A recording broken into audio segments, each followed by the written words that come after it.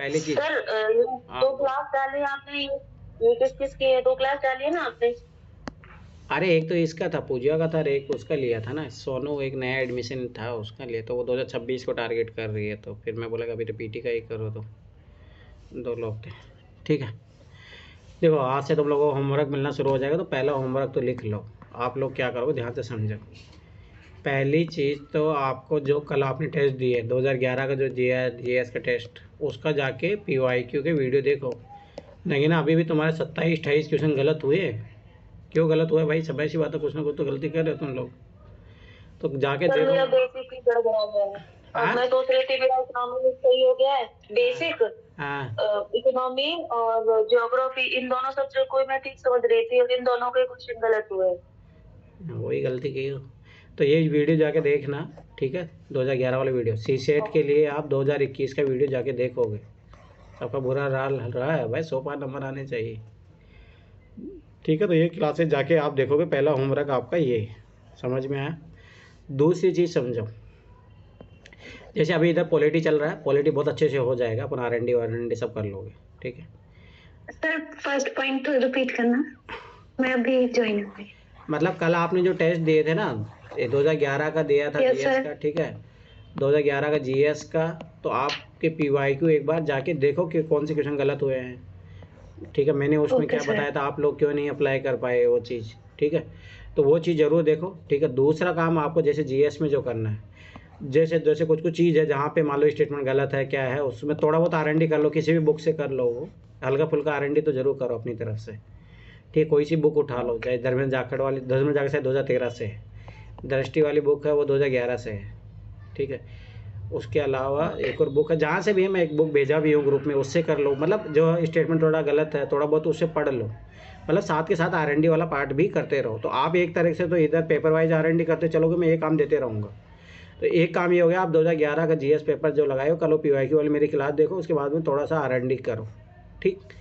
दूसरा काम है सी सेट में आप लोगों को जस्ट जैसे कल 2021 वाला टेस्ट था, तो उसका जाके वीडियो देखो, उसका पैसेज वाली क्लासेज भी देखो जाके। ठीक है। और साथ में जो मैथ और रीजनिंग की करवाएं वो भी जाके देखो, क्यों गलत किए हो तुम लोग। ठीक है। ये चीज़ याद रखना, बहुत गलत हुए हैं लोगों के क्वेश्चन। अब सब बाईस बात है, जैसे नगीना, इनके, निखिल, सबके 80 के समथिंग ही नंबर है, इसका मतलब तुम लोगों के 32 क्वेश्चन ही सही हो रहे हैं। एटलीस्ट 50 क्वेश्चन सही होने चाहिए, 100 पार जाना चाहिए था नंबर। तो ये क्लासेज ज़रूर जाके देखो कहाँ गलती हुई है। ठीक। पहला होमवर्क तो ये है, ये सब कल कर लेना कंप्लीट। ठीक है। आर वाला ये सब करते चलो अब साथ के साथ। ठीक है। तो एक तो ये होमवर्क हो गया। ठीक। दूसरी बात समझो, देखो आप अभी जैसे अपन पॉलिटी कर रहे हैं, परंतु आपको देखो ये तो मैं करवा रहा हूँ, ठीक है, क्लास के थ्रू हो रहा है। एक सब्जेक्ट जो है आप अपनी तरफ से, खुद की तरफ से उठा के करोगे, साइड बाय साइड। समझ में आया? जैसे पॉलिटी आपका इधर चल रहा है, साइड में कोई भी उठा लो, चाहो तो, जैसे मैं पॉलिटी बाद में हिस्ट्री शुरू करूँगा, तो चाहो तो हिस्ट्री शुरू कर लो अपना।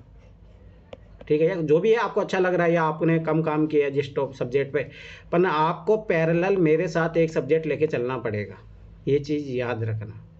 तो दूसरा होमवर्क है कि आप आज से जो है पैरेलल एक सब्जेक्ट ज़रूर शुरू करोगे अपनी तरफ से। ठीक। सी सेट में क्या करना है, सी सेट में भाई जिन्होंने एनसीईआरटी क्लासेस नहीं देखे, मैं फिर बार बार बता रहा हूँ, जाके देखो। अगर मान लो जिन्होंने एनसीईआरटी क्लासेस देख ली है, तो एनसीईआरटी प्लस पैसेज की क्लासेज देखो। अभी मैं देख रहा हूँ लोगों पैसेज में गलत हो रहे हैं, तो पैसेज वाली क्लासेज जाके देखो। पहले खुद से पढ़ के करो, 2011 से लेकर 2024 तक वो पैसे सारे करो, खुद से पढ़ पढ़ के करो। टाइम कितना भी ले लो, अभी कोई दिक्कत नहीं, मतलब समझ में आया? पैसेज के जैसे उठाया आपने 2011 का, खुद से पढ़ के करो, सारा पैसेज पढ़ो, समझो ये चीज़, अच्छा इस क्वेश्चन का ये आंसर क्यों आ रहा है, खुद से करो। मतलब समझ रहे, ये भी एक R&D ही हो गया है। आपको जाके पैसेज का R&D करना है, सी सेट में यही काम करना है। एनसीईआरटी क्लासेज देखो, ये दोनों काम आपको सी सेट का ये होमवर्क है।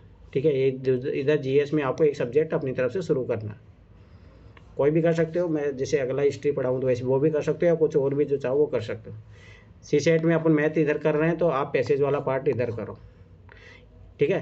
तो ये चीज़ याद रखना कि पहले जैसे 2011 के जो सारे सी सेट के क्वेश्चन हैं, तो आप लोग क्या करोगे, सारे पैसेज वाले क्वेश्चन खुद से पढ़, आराम से, टाइम कितना भी ले लो, ठीक है, पढ़ अच्छो, आराम से पढ़ो उसको। ठीक है। ध्यान से समझना जो मैं समझा रहा हूँ, उस पैसेज को आराम से पढ़ो, क्वेश्चन का ये आंसर क्यों आ रहा है, पहले तो आप ट्रिक भी लगाओ, सब चीज़ लगाओ, गलत भी हो रहा, सही हो रहा, मिलाओ। ठीक है। फिर उसके बाद में जाके देखो कि इसका आंसर यहाँ छिपा है। समझ में आया? पैसेज में आपको ढूंढना है। ये काम कर लो, पैसेज में गारंटी साथ बता रहा हूँ 25 प्लस सही हो जाएंगे, पर ये काम करना पड़ेगा। तो ये साथ के साथ आपको सीसेट के लिए करते रहना है। ये तो हो गए आपके 2 काम, ठीक है, जो आपको मतलब जो क्लास के बाहर जो करना है आपको। अब देखो क्लास के साथ तो देखो सीसेट के लिए तो मैं इधर नंबर सिस्टम के लिए तो कुछ काम है नहीं, नंबर सिस्टम फिर भी हाँ है काम, क्यों नहीं है। लगभग अपन 2021 से लगाए, तो आप क्या करोगे 1995 से लेकर 2010 तक के क्वेश्चन लगाओ, ऐसे सोल्व कर लेना रेंडमली नंबर सिस्टम के, क्योंकि आप कर लोगे, मेरा मानना है। अब अपने पास 22, 23 और 24 का पेपर ही बचा है, तो आप लोग ये कर लेना पहले, ठीक है। वही सेम चीज़ पॉलिटी में कर लेना 1995 से लेकर 2010 तक। वो मैंने पहले PDF भेजा है आपको, तो वो PDF मैंने ग्रुप में भेजा, जाके देखो, ठीक है। तो ये आप खुद से सोल्व करोगे, जो अभी जो पैरेलल क्लासेस चल रही है उसके लिए, ठीक है। ये चीज़ याद रखना, ये आपको क्वेश्चन सोल्व करने हैं, क्योंकि अच्छा खासा ट्रिक का भी नॉलेज हो चुका है, थोड़ा थोड़ा बेसिक भी क्लियर हो गया वो क्वेश्चनों के साथ। तो ये काम जो है, चलो मैथ का तो चाहे आप आराम से कितने दिन है अपने पास, 22 का करना है, 23 का करना है और 24 का करना है, 24 का भी करेंगे अपन सीसेट में, कोई दिक्कत नहीं, ठीक है। तो ये चीज़ याद रखना कि आप इधर जो है ये कर सकते हो, ठीक है। मतलब 2 दिन है आपके पास, तो 3 दिन में ये कंप्लीट हो जाना चाहिए, समझ में आया। ये 3 दिन में आपका कंप्लीट हो जाना चाहिए, परंतु ये चीज़ याद रखना ये कंप्लीट करना है। क्या हो गया, 3 दिन में क्या क्या कंप्लीट करना है? 3 दिन में आपके नंबर सिस्टम के 1995 से लेकर 2010 तक के क्वेश्चन सोल्व हो जाने चाहिए 3 दिन में, ठीक है। और GS में आपका जो है कल का ही टाइम है, कल क्योंकि मैं शुरू कर दूंगा, तो कल लगा लेना है सारे क्वेश्चन 1995 से लेके, जो मैंने वो PDF बना के भेजी है सेपरेट। तो ये क्वेश्चन आपको लगा लेना कल, क्योंकि कल से अपना R&D पार्ट शुरू हो जाएगा, ठीक है। साथ में आज मैं अभी क्लास के आखिर में बताऊंगा कि कौन कौन से जो लक्ष्मीकांत के इंपॉर्टेंट चैप्टर है, तो उनको आप 1-2 बार खुद से पढ़ लो, ठीक है। 1-2 बार खुद से पढ़ लो और वो आराम से पढ़ते रहो, कोई दिक्कत नहीं। आप डेली टारगेट हो शायद 25 या 30 के इतने ही चैप्टर है वो, तो आप आराम से चाहे डेली वाइज कर लो, क्योंकि मैं उधर 1995 से लेके कराते आऊँगा, तो ये आपके पास धीरे धीरे यहाँ से पढ़ते रहोगे ना, तो फ़ायदा मिलेगा, इधर से चीज़ें क्लियर होती चलेगी, ठीक है। तो 2 बार आप अपनी तरफ से पढ़ लो, ठीक है। इसको 25-30 चैप्टर जो मैं आज बता दूंगा शाम अभी इसके बाद क्लास के बाद, बस इसी क्लास में। तो उसके बाद में आपको क्या करना है कि साथ साथ ही पढ़ते चलना, ठीक है। फिर मैं इधर से R&D कराते आऊँगा, फिर जब जैसे 2010 तक R&D कंप्लीट होगा अपना, फिर मैं 2011 से लेकर 2024 से के क्वेश्चनों के लिए मैं डायरेक्ट यहाँ पढ़ाऊँगा लक्ष्मीकांत के 25 चैप्टर, जहाँ मैं बताऊँगा कि ये देखो ये पूरा चैप्टर इंपॉर्टेंट नहीं है, अभी आपको पढ़ना है कि पूरा चैप्टर इंपॉर्टेंट है, इस तरीके से मैं बताऊँगा नहीं, इसमें से ये चीज़ें इंपॉर्टेंट है। तो वो मेरा लास्ट अप्रोच रहेगा पॉलिटी को लेके, समझ में आया। तो ये सारी चीज़ें याद रखना, बस आखिरी का जो होमवर्क रहेगा वो मैं कौन से चैप्टर 25 है वो बताऊंगा। अब ये काम आपको साथ के साथ करते चलना, तो इसका अब GS भी चलेगा, साथ के साथ सीसेट भी चलेगा। दूसरी बात है, आप लोगों को मेरी क्लास के अलावा लगभग ये मान के चलो 5 घंटे पढ़ना ही पड़ेगा, मतलब डेली का 8 घंटे तो पढ़ाई होनी चाहिए, 8 से 10 घंटे के बीच में, अब तब जाके ये एग्ज़ाम निकलेगा, ये चीज़ याद रख लेना, इतना पढ़ना ही पड़ेगा। सब बात, जैसे मान लो आज मैंने इतना काम दे दिया है, मान लो कि अभी तो जो 3 घंटे मान लो मेरी क्लास है, ठीक है। इस क्लास का होमवर्क मान लो ज़्यादा नहीं रहेगा, 2 घंटे ज़्यादा नहीं रहेगा इस क्लास का, ठीक है। उसके अलावा आपको 5 घंटे पढ़ना है, तो 5 घंटे कहाँ देने हैं आपको, लगभग 4 घंटे तो आप समझ लो कि आपको GS के लिए देना है, जो आप अदर सब्जेक्ट पढ़ोगे वो। दूसरा 1 घंटा आप ऐसे दे लो डेली, 1 घंटे में आराम से सोल्व करो, उसका क्वेश्चन खोल लो, 1 घंटे या 1.5 घंटा भी लग सकता है, कोई दिक्कत नहीं, पर ये काम करो, बस ऐसे करो डिवाइड अपने दिन को। तो टोटल आप लगभग 8 से 10 घंटे पढ़ने हैं आपको, तभी जाके काम चलेगा, मैं पहले बता रहा हूँ, ठीक है। चलो आ जाओ अब इसके पॉलिटी के क्वेश्चन अपन सोल्व करते हैं। इसमें कोई पॉलिटी सर एक डाउट था। हाँ बोलो। सर जैसे 95 से 2010 तक ये नंबर सिस्टम के क्वेश्चन हम सेल्फ स्टडी से करेंगे, हाँ खुद से तो करना क्या आप फिर वो मैं करवाऊंगा ना। ओके सर, तो आप करवाऊंगा। अच्छा आप भी करवाओगे रिवाइज फिर? हाँ करवाऊंगा। Okay sir, okay. मेरा मानना है इसलिए करोगे ताकि आप हुए ना, तो हाँ कोई दिक्कत, वो मैं करवाऊंगा ना, वो तो करवाऊंगा, अब क्या सारे क्वेश्चन करेंगे अपन 1995 से। मेरा मानना है कि आप सीख चुके हैं, वो उसको अप्लाई करो, और इजी क्वेश्चन है, मतलब इनके कंपेरिजन में इजी मिलेंगे और यही चीज़ें मिलेगी उधर, ठीक है। तो उनको बना लेना, फिर जो नए क्वेश्चन बनेंगे तो वो मैं करवा दूंगा, ठीक है। उससे क्या होगा ना, जैसे मैं अभी तुम लोगों की क्लास में टाइम देता हूँ कि क्वेश्चन कर लो, तो वो जरूरत नहीं पड़ेगी ना, फिर मैं फटाफट सोल्व करवाऊंगा, समझ में आया। ओके, तो ये चीज़ याद रखना कि उधर अब इतना टाइम नहीं देंगे, अब सबाइश बात है, वो तो खींचना पड़ेगा, तो तभी फटाफट हो गया वो क्वेश्चन, ठीक है। तो ये चीज़ याद रखना। चलो ठीक है, अभी तक देखो पॉलिटी में इसमें देखो कोई भी क्वेश्चन नहीं है, ये इसमें से भी कोई पॉलिटी का क्वेश्चन नहीं है, ये सब इकोनॉमी के क्वेश्चन है, इकोनॉमी साइंस के। यहाँ पे पहला क्वेश्चन अपना आ गया है, ये रहा।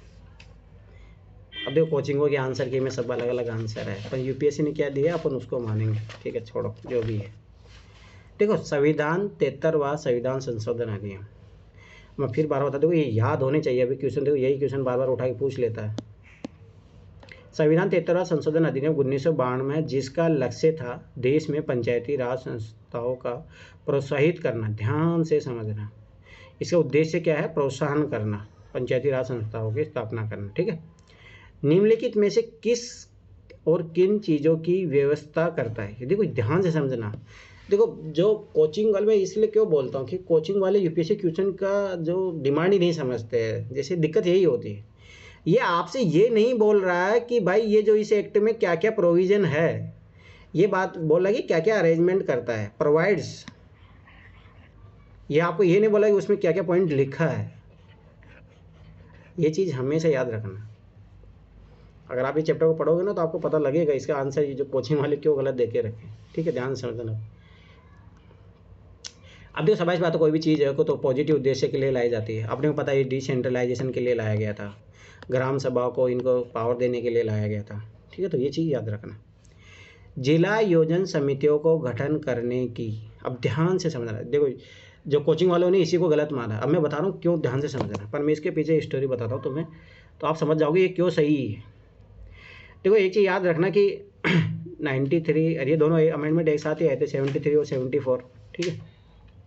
तो पहली बात क्या थी कि देखो जिला योजना समिति होती है, डिस्ट्रिक्ट लेवल प्लानिंग कमेटी। अब मुझे बताओ, जैसे मान लो कि जयपुर ज़िला है, ध्यान से समझना। अब जयपुर ज़िला में बताओ कि भाई शहर भी आएगा, एक जयपुर सिटी भी होगी, और ये जो है 75% गाँव भी होंगे। जब अपने को इसके लेवल पे प्लानिंग करनी है तो मुझे बताओ गांव की ज़रूरत, पंचायती राज की ज़रूरत पड़ेगी या नहीं पड़ेगी? बताइए, पड़ेगी ज़रूरत। समझ बताओ, बिना आप जिला का मतलब क्या है? गांव और शहर दोनों मिश्रित है ना।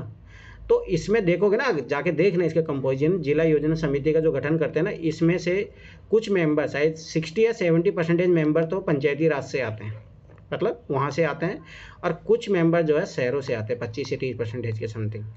तो मुझे बताओ पंचायती राज के कारण इस चीज़ को प्रोत्साहन मिला ना। ये आपको ये नहीं बोल रहा है कि इसमें क्या क्या लिखा है, ये चीज़ समझो। इससे ये गठन करने में मुझे बता सहायता मिली या नहीं मिली पंचायती राज एक्ट से? इसमें लिखा है, आप जाके पढ़ना डिटेल में, मैंने पढ़ा है ये चीज़। इसमें कुछ मेंबर है ना यहाँ से होते हैं पंचायती राज संस्थाओं से, तो ये सही है बात है, ठीक है। तो ये चीज़ याद रखना। आगे देखो, राज्य निर्वाचन आयोग द्वारा सभी पंचायतों चुनाव कराना। अब यहाँ एक्सट्री मत मान लेना इसको। मुझे बताओ क्या एक पंचायत को छोड़ देगा क्या? भाई सभी राज्य निर्वाचन आयोग सभी को करवाएगा चुनाव, स्वाभाविक सी बात है। ये चीज़ भी सही है।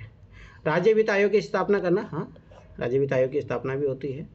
तीनों के तीनों स्टेटमेंट सही है, ये चीज़ याद रखना।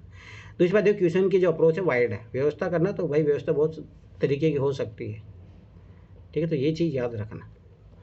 अरे जाके ना, नहीं विश्वास हो रहा ना, जाके ये पढ़ना। जिसको अभी भी लग रहा है कोचिंग वालों ने तो इसका 2 और 3 दे के रखा है, जाके इसको पढ़ो। जिला योजना समिति क्या है, कैसे बनती है, जाके देखना आपको। पंचायती राज व्यवस्था आया था पंचायतों को सशक्त करने के लिए, ताकत देने के लिए, पैसे के मामले में भी और अधिकारों के मामले में भी, और ये जो क्या बोलते हैं कि ये निर्वाचन आयोग के द्वारा सभी का चुनाव कराने के लिए इनका भी, ये उसमें लक्ष्मीकांत में है, लाइन बाय लाइन है लक्ष्मीकांत। हाँ तो वही तो मतलब समझो ना, स्वाभाविक सी बात है इसमें। अब वो कोचिंग वाले क्या समझते भाई, उसमें इसके व्यवस्था की गई थी, मतलब 74 कॉन्स्टिट्यूशन अमेंडमेंट एक्ट में लिखा है इसके बारे में कि ऐसे जिला योजना समितियाँ भी होगी और वो इसी तरीके से बनेगी। पर तो आपसे वो ये पूछ ही नहीं रहा, बोला व्यवस्था करता है, तो इसका भी तो महत्वपूर्ण भूमिका है ना उसका निर्माण करने में। चलो ठीक है, आगे देखो, इसमें कोई क्वेश्चन नहीं है। Know start Hindi. अब देखो ये क्वेश्चन मैं करवा ही देता हूँ। यहाँ देखो, यहाँ पे एक लॉजिक है, ठीक है, ध्यान से समझना इस क्वेश्चन को। न्यू स्टार्ट ट्रीटी है, ठीक है, न्यू स्टार्ट। अब देखो ध्यान से समझना, कोई ट्रीटी होगी पहले, कोई स्टार्ट ट्रीटी होगी, उसमें कुछ कमियां रही होगी तो फिर नया लाया, न्यू स्टार्ट ट्रीटी मतलब नया किया गया, ठीक है। तो समाचारों में रही थी संधि क्या है, ठीक है, अपने को पूछेगा। मैंने हमेशा क्या चीज़ बोला, ये चीज़ रखना। ये देखो इस टाइप के क्वेश्चनों का ट्रिक समझो, ये लागू होती है, कभी भी एक भी क्वेश्चन गलत नहीं होगा अगर मेरी सारी चीज़ें ट्रिक से समझ लोगे तो। तो एक तो ये चीज़ इंग्लिश में दिया है, मैंने क्या बोला है, इस इंग्लिश का ही एक्सप्लेनेशन दिया रहता है यहाँ पे। अब इसमें आओ इंग्लिश में, तब इस क्वेश्चन को इंग्लिश में आप सही कर पाओगे। कहाँ पे, जहाँ पे अपने को स्टार्टिंग अक्षर मिल जाए START, इनका मीनिंग मिल जाए, अपना वही आंसर होगा। अब देखो दूसरी बात अपने क्या सीखे थे, बस दो चीज़ें सेम होने की चांसेस भी रहेंगे, ठीक है, ये भी रहेगा। अब इसमें देखो पीछे से देखोगे इस क्वेश्चन में तो सब संधि है, महत्व की संधि है, संधि पीछे से नहीं मिल रहा, आगे से मिल रहा है। यह संयुक्त राज्य अमेरिका, ये पूरी एशिया, रूसी संघ, ठीक है, ऐसे नहीं मिल रहा। तो अपन पकड़ेंगे बीच वाला, ठीक है। दूसरा अपने पास ये ट्रिक क्या है, यहाँ से भी अपन पकड़ सकते हैं ऑप्शन की मदद से भी, तो अपन यहीं से पकड़ेंगे। जैसे पहला ही ऑप्शन पढ़ो, इट इज ए बायलैटरिकल स्ट्रेटेजिक, मिल गया अपने को, एस का मतलब मिल गया, ठीक है। स्ट्रेटेजिकल न्यूक्लियर आर्म्स, ए का भी मतलब भी अपने को मिल गया है। रिडक्शन, आर का मतलब भी मिल गया है। ट्रीटी, ठीक है। अब स्वाभाविक सी बात है, सारी चीज़ें अपने को मिल गई है। Strategic arms reduction treaty between the USA and the Russian. मुझे बताओ कोई भी ट्रीटी होगी तो दो देशों के बीच में ही होगी ना, तो भला दो देश तो ज़रूर होंगे, ठीक है। दूसरी बात अपने को सारी चीज़ें मिल गई, स्ट्रेटेजिक भी मिल गई है, आर्म्स भी मिल गया है, रिडक्शन भी मिल गया, ट्रीटी है, ठीक है। तो ये सब बता आंसर आने की, इसका पूरा चांस बढ़ गया, ठीक है। अपन आगे बढ़ते हैं। It is a multilateral energy security corporation, ठीक है। यहाँ से तो एस का ही मिला, चलो अगर इसको मानते हैं अपन। और कुछ मिल रहा है, कॉपरेशन ट्रीटी पर बस टी मिल रहा है। Among the members of the east Asia, मुझे बताओ यहाँ पे कहीं पे भी ई नहीं है और ये बोल रहा है एनर्जी, तो ये तो ऐसे गलत हो गया ना, ठीक है। तो ये चीज़ याद रखना। It is a treaty between the Russian federation and the European union for the energy security, बस वही चीज़ समझो, ठीक है। तो ये गलत हो गया। It is the multilateral cooperation treaty among the BRICS countries for the promotion of trade. अब देखो यहाँ पे ट्रेड की बात कर रहा है, तो स्वाभाविक सी बात है आंसर ये आएगा। दूसरी चीज़ एक और चीज़ जो मैंने ओड इवन वाली भी, देखो मैं फिर बता रहा हूँ, सारे मेथड सीखो। अब मैंने क्या बताया था कि ओड इवन भी होता है। एक चीज़ नोटिस करो, देखो ओनली इसी में ही कंट्री की बात की गई है, देख रहे हो, और इसमें सब ग्रुप के बारे में बात है, जैसे ब्रिक्स के बारे में बात कर रहा है, रूसी संघ, इसमें यूरोपीय संघ की बात कर रहा है, ये में इसमें पूरी एशिया से कर, तो ओड इवन से भी आप कर सकते हो। ये सब इवन है, ये ओड हो गया, आंसर ए। और ये जो ट्रीटी है जो हमेशा दो देशों के बीच में ही होती है संधि, वो भी मैंने तो ये ब्रिक्स, हाँ तो ये ब्रिक्स वाला कट जाएगा सर, सारे कट जाएंगे, यूरोपीय संघ, ये सब सारी चीज़ें क्या है। दूसरी बात ओड इवन वाली एक ट्रिक है अपनी, वोट ही करिए। ग्रुप में जो होता है उसको क्या बोलते हैं? किसको? कह रहे दो देशों के बीच में सिर्फ ट्रीटी होती है, तो बाकी जो ग्रुप्स के बीच में होता है उसको, उसका नाम क्या होता है? सोचो।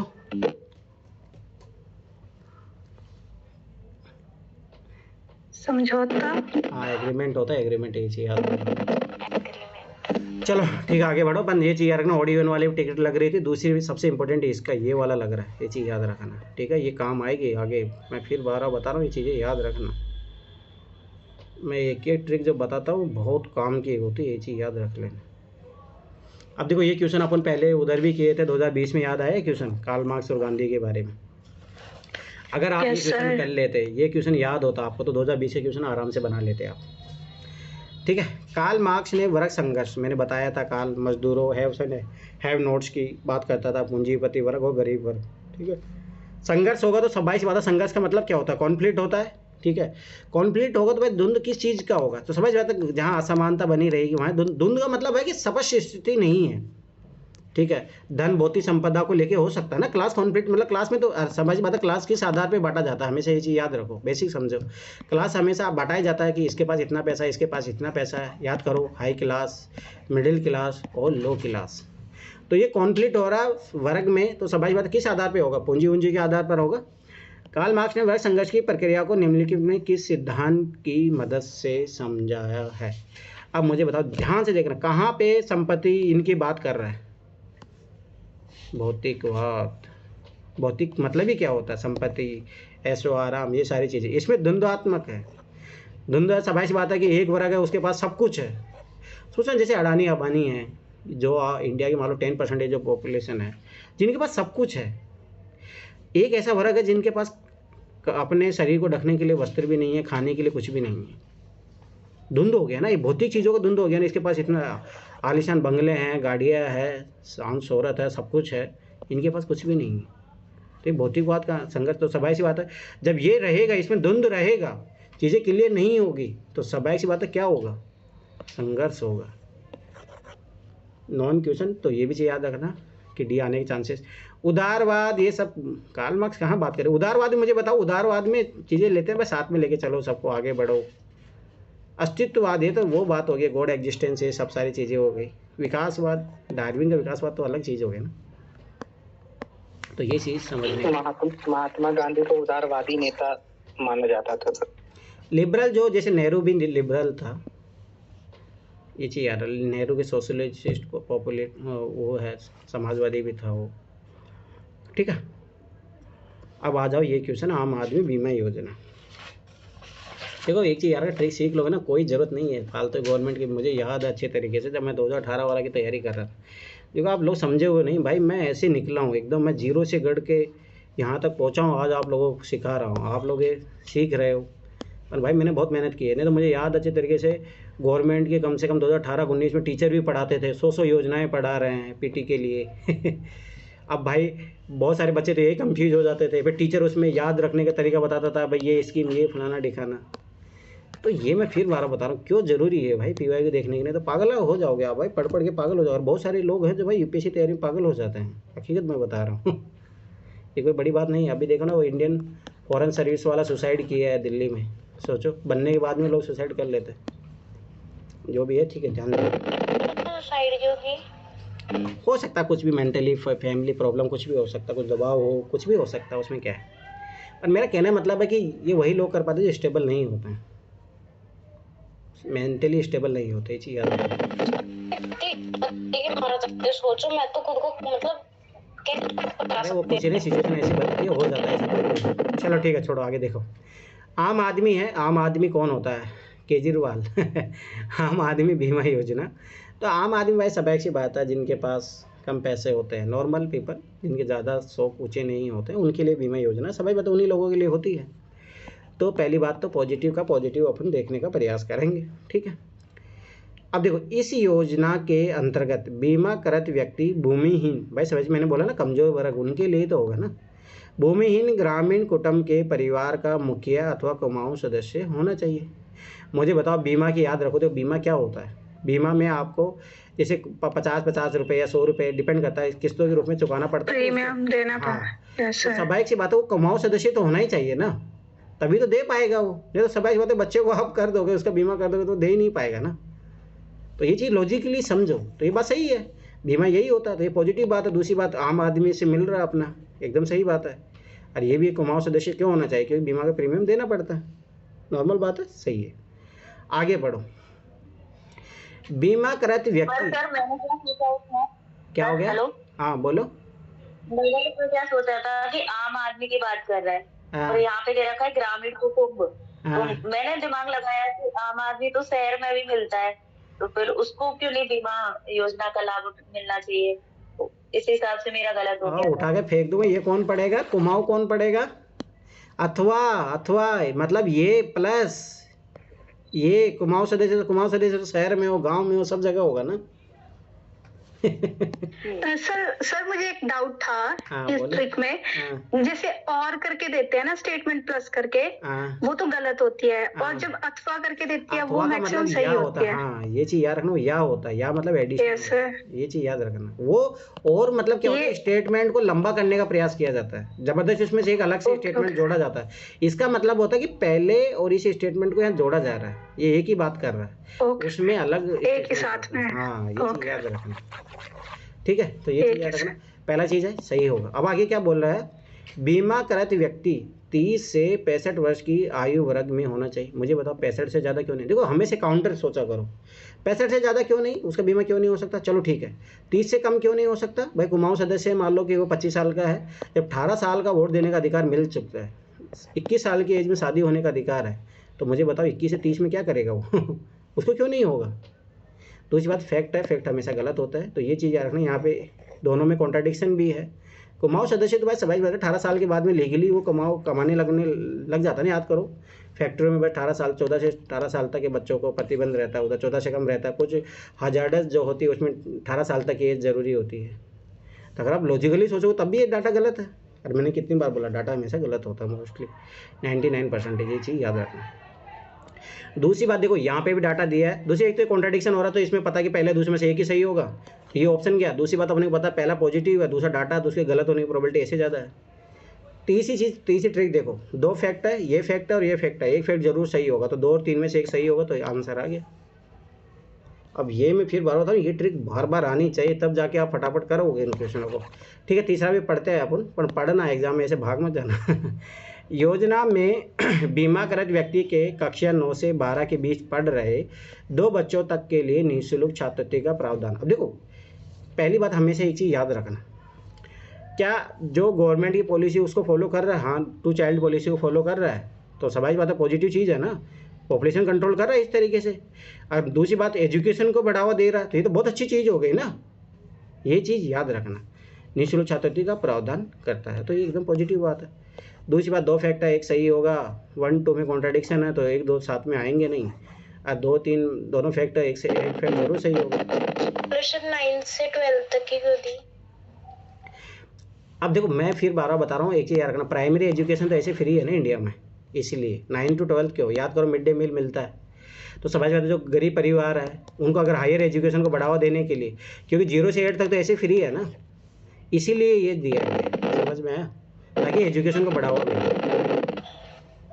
ठीक है, आगे बढ़ो। 33 क्वेश्चन, ध्यान से समझना इस क्वेश्चन को भी। अभी देखो ये है इकोनॉमी का क्वेश्चन है, ये चीज़ याद रखना।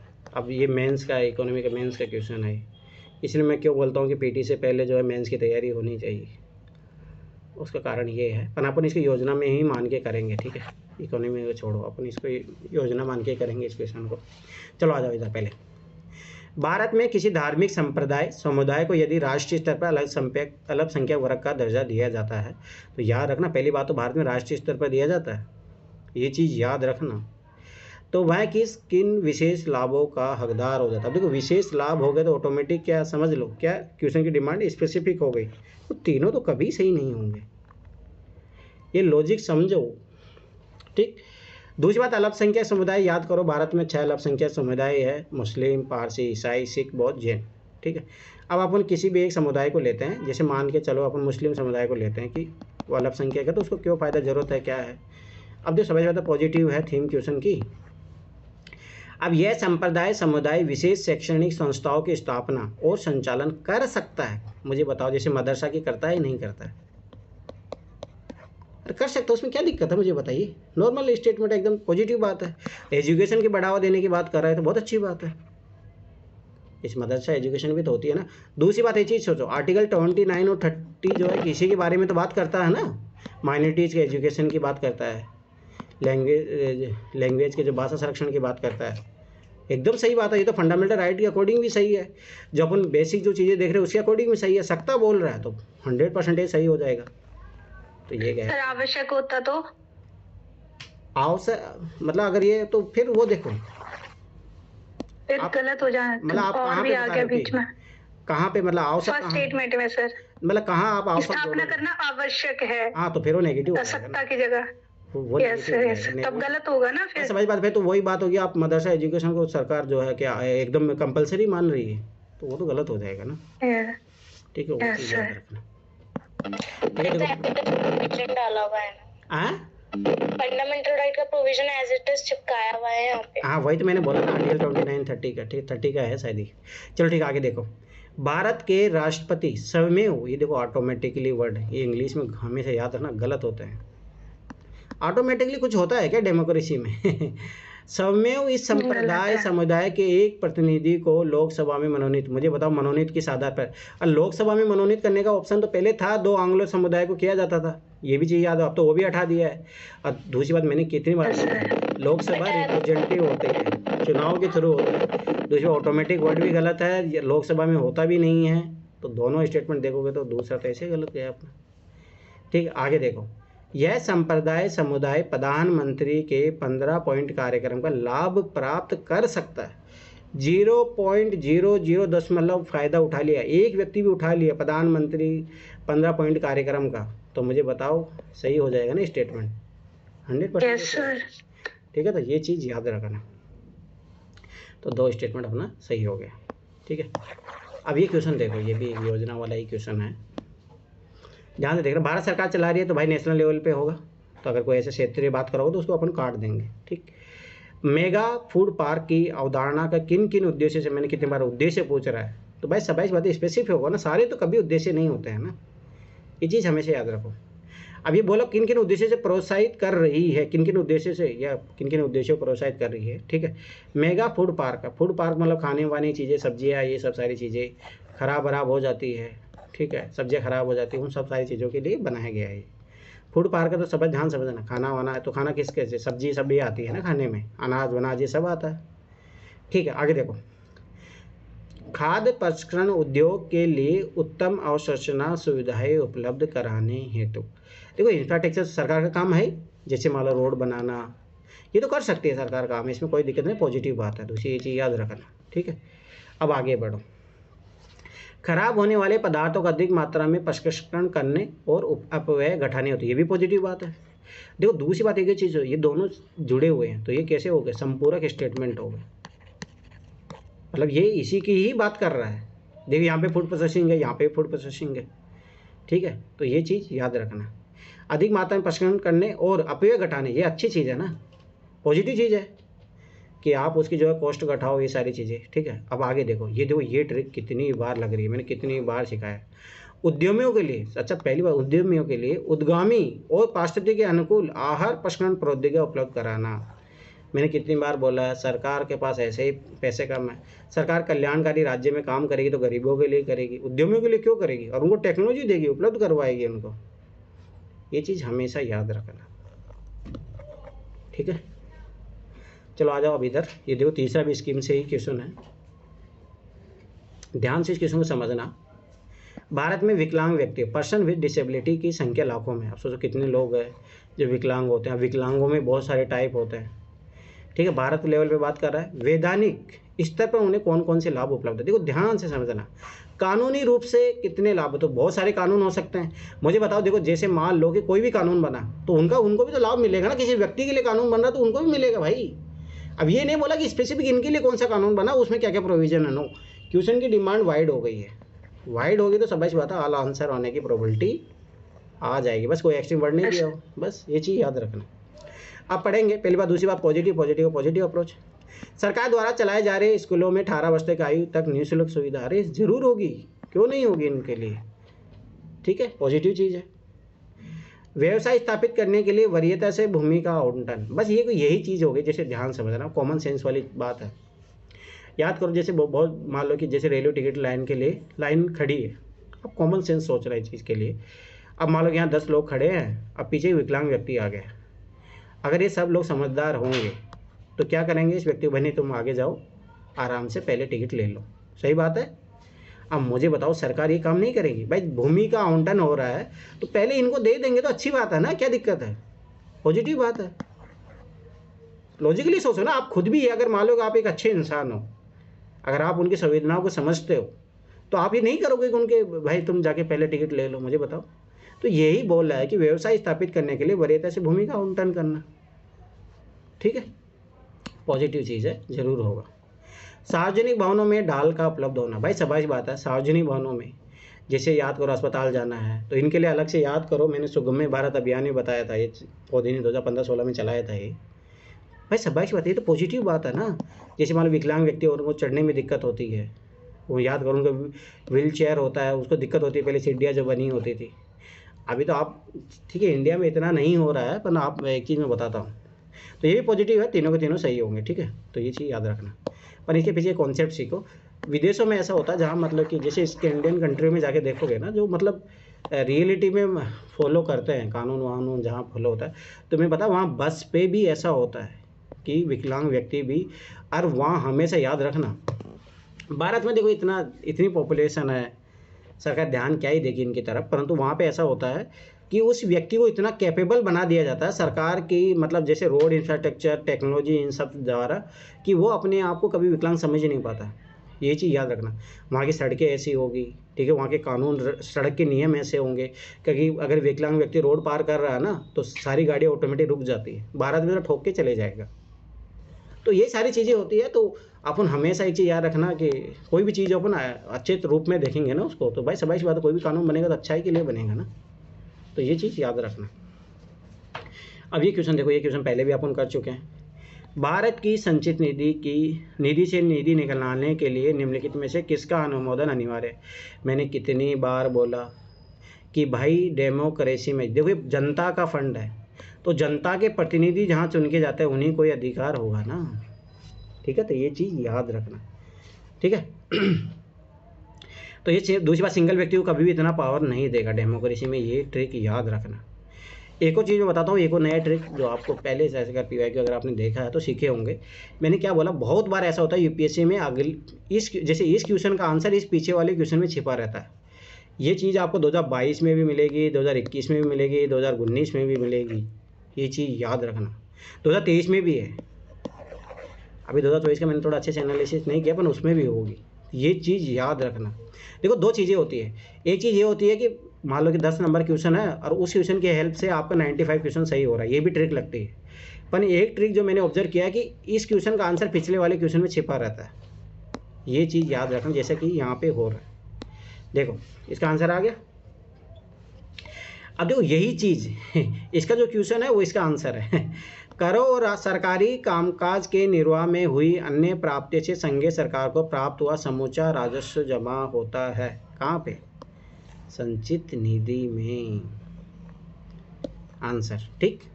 तो ये चीज़ भी याद रखना, कैसे पीछे वाले में आंसर छिपा रहता है। ये मैं दिखाऊंगा आपको, 2019 में भी मिलेगा, 2021 में मिलेगा, 22 में भी है, 23 में भी है। ये चीज़ याद रखना, ठीक है। दूसरी बात, एक चीज़ देखो, अब देखो दूसरी बात, देखो मैंने क्या बोला था, इस टाइप के क्वेश्चनों में 2 ऑप्शन सेम दिया रहता है। अब देखो, भारत की आकस्मिकता निधि, भारत की संचित निधि, तो 2 ऑप्शन तो ऐसे चले गए। आकस्मिकता निधि का आपको थोड़ा बहुत ही इमरजेंसी फंड होता है, जो राष्ट्रपति जैसे बाढ़ आ जाती है वहाँ के लिए निकालता है। संचित निधि क्या हो? कलेक्शन, मतलब जो संचित करने का मतलब ही क्या हुआ कि यहाँ पे आके सब स्टोर होता चला जाएगा। तो ये क्या बोला, करों सरकारी कामकाज के निर्वाह में हुई अन्य प्राप्ति से संघीय सरकार को प्राप्त हुआ समूचा राजस्व जमा होता है। जमा होता, तो इस वर्ड का ही मतलब ही क्या है? संचित। संचित करने का मतलब ही तो हुआ, क्या हुआ? जमा करना।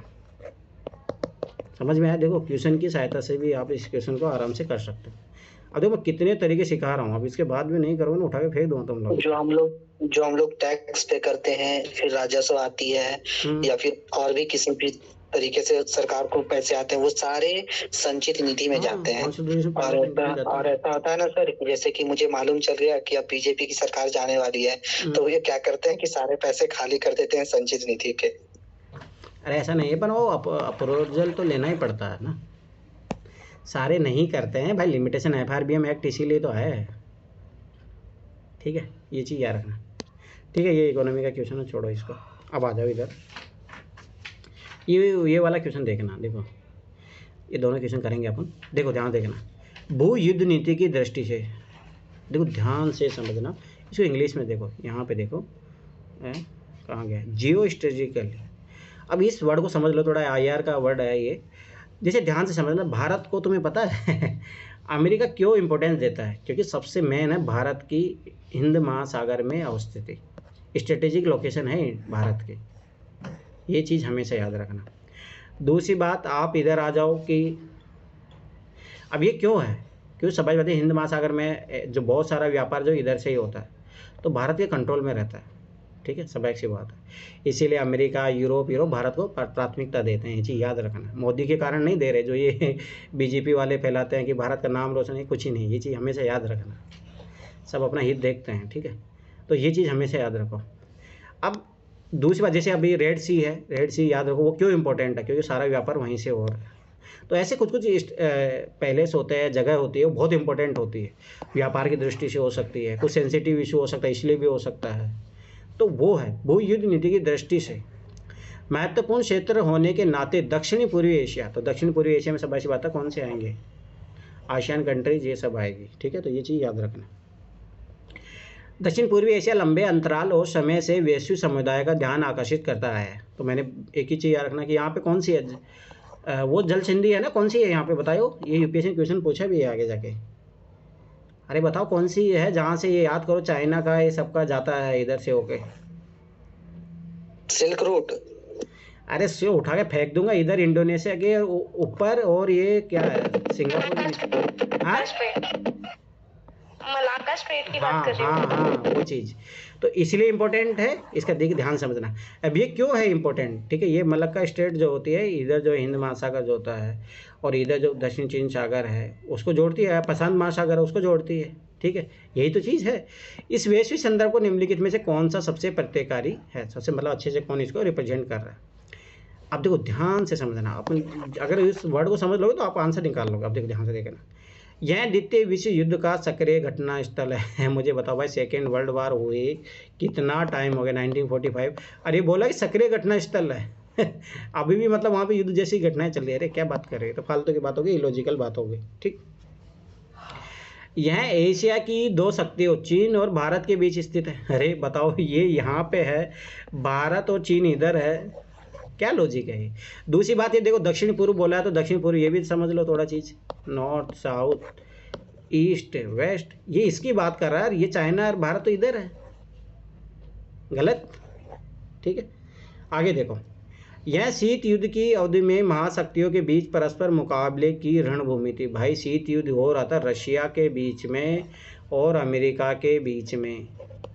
याद करो नाटो कहाँ बना था, नाटो यूरोप की रक्षा के लिए बना था, ये तो यहाँ पे है, गलत, ठीक है, ये चीज़ याद रखना।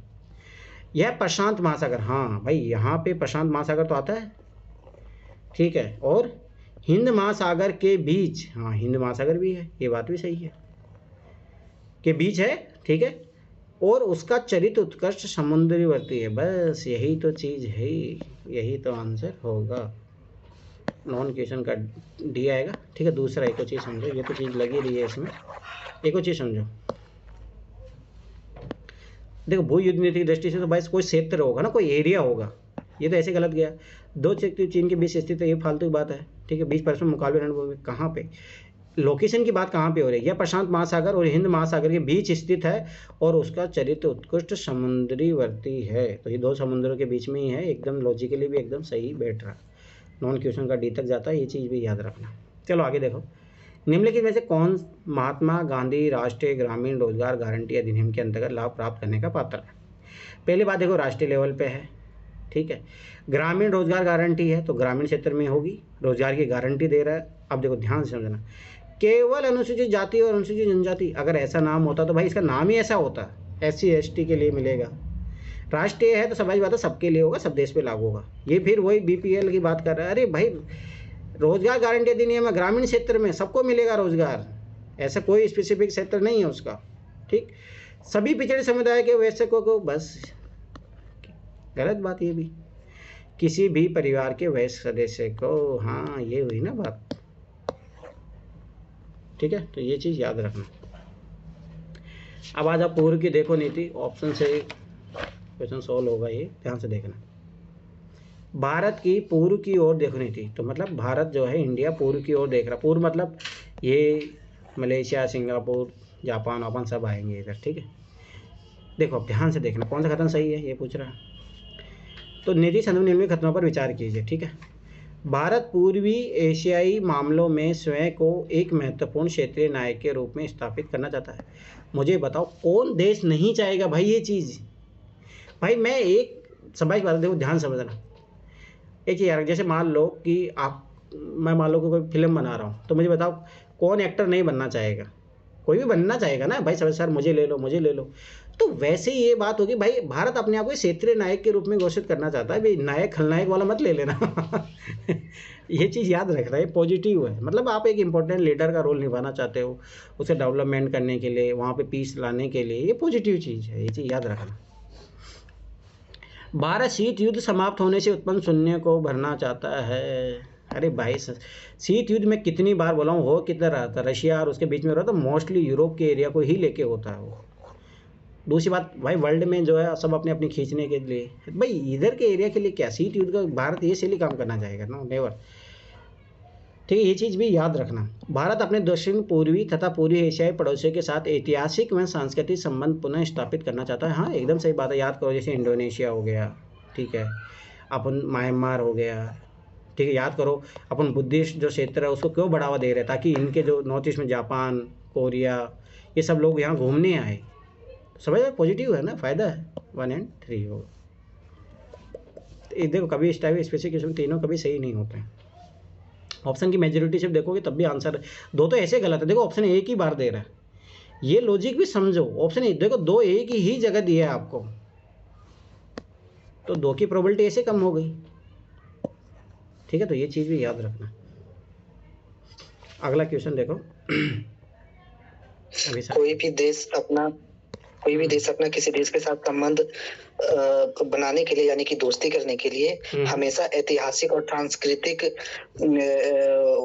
का ही सहारा लेते हैं। मतलब कल्चरली लिंकेज ढूंढने का तो प्रयास करते हैं, स्वाभाविक सी बात है। जैसे बुद्धिस्ट है भाई, भारत बुद्धिज्म का जन्म जाता रहा, तो स्वाभाविक सी बात है जो देश है जहाँ बुद्धिज्म को अपनाया जा रहा है उनसे इस तरीके से जोड़ा जाएगा। जहाँ हिंदू लोग हैं वो उनको हिंदू तरीके से जोड़ा जाएगा। तो ये चीज़ हमेशा याद रखना, ये होता है, उसमें कोई बड़ी बात नहीं है। ठीक है, ये चीज़ याद रखना। यदि वार्षिक संघीय बजट लोकसभा द्वारा पारित नहीं होता है, अब ध्यान से समझना बजट क्या होता है। कितनी बार क्वेश्चन आया, क्या 2024 में भी आया। देखो एक चीज़ समझो, बजट जो है स्वाभाविक सी बात है, सरकार को पैसा चाहिए खर्चा करने के लिए, इतनी योजनाएं।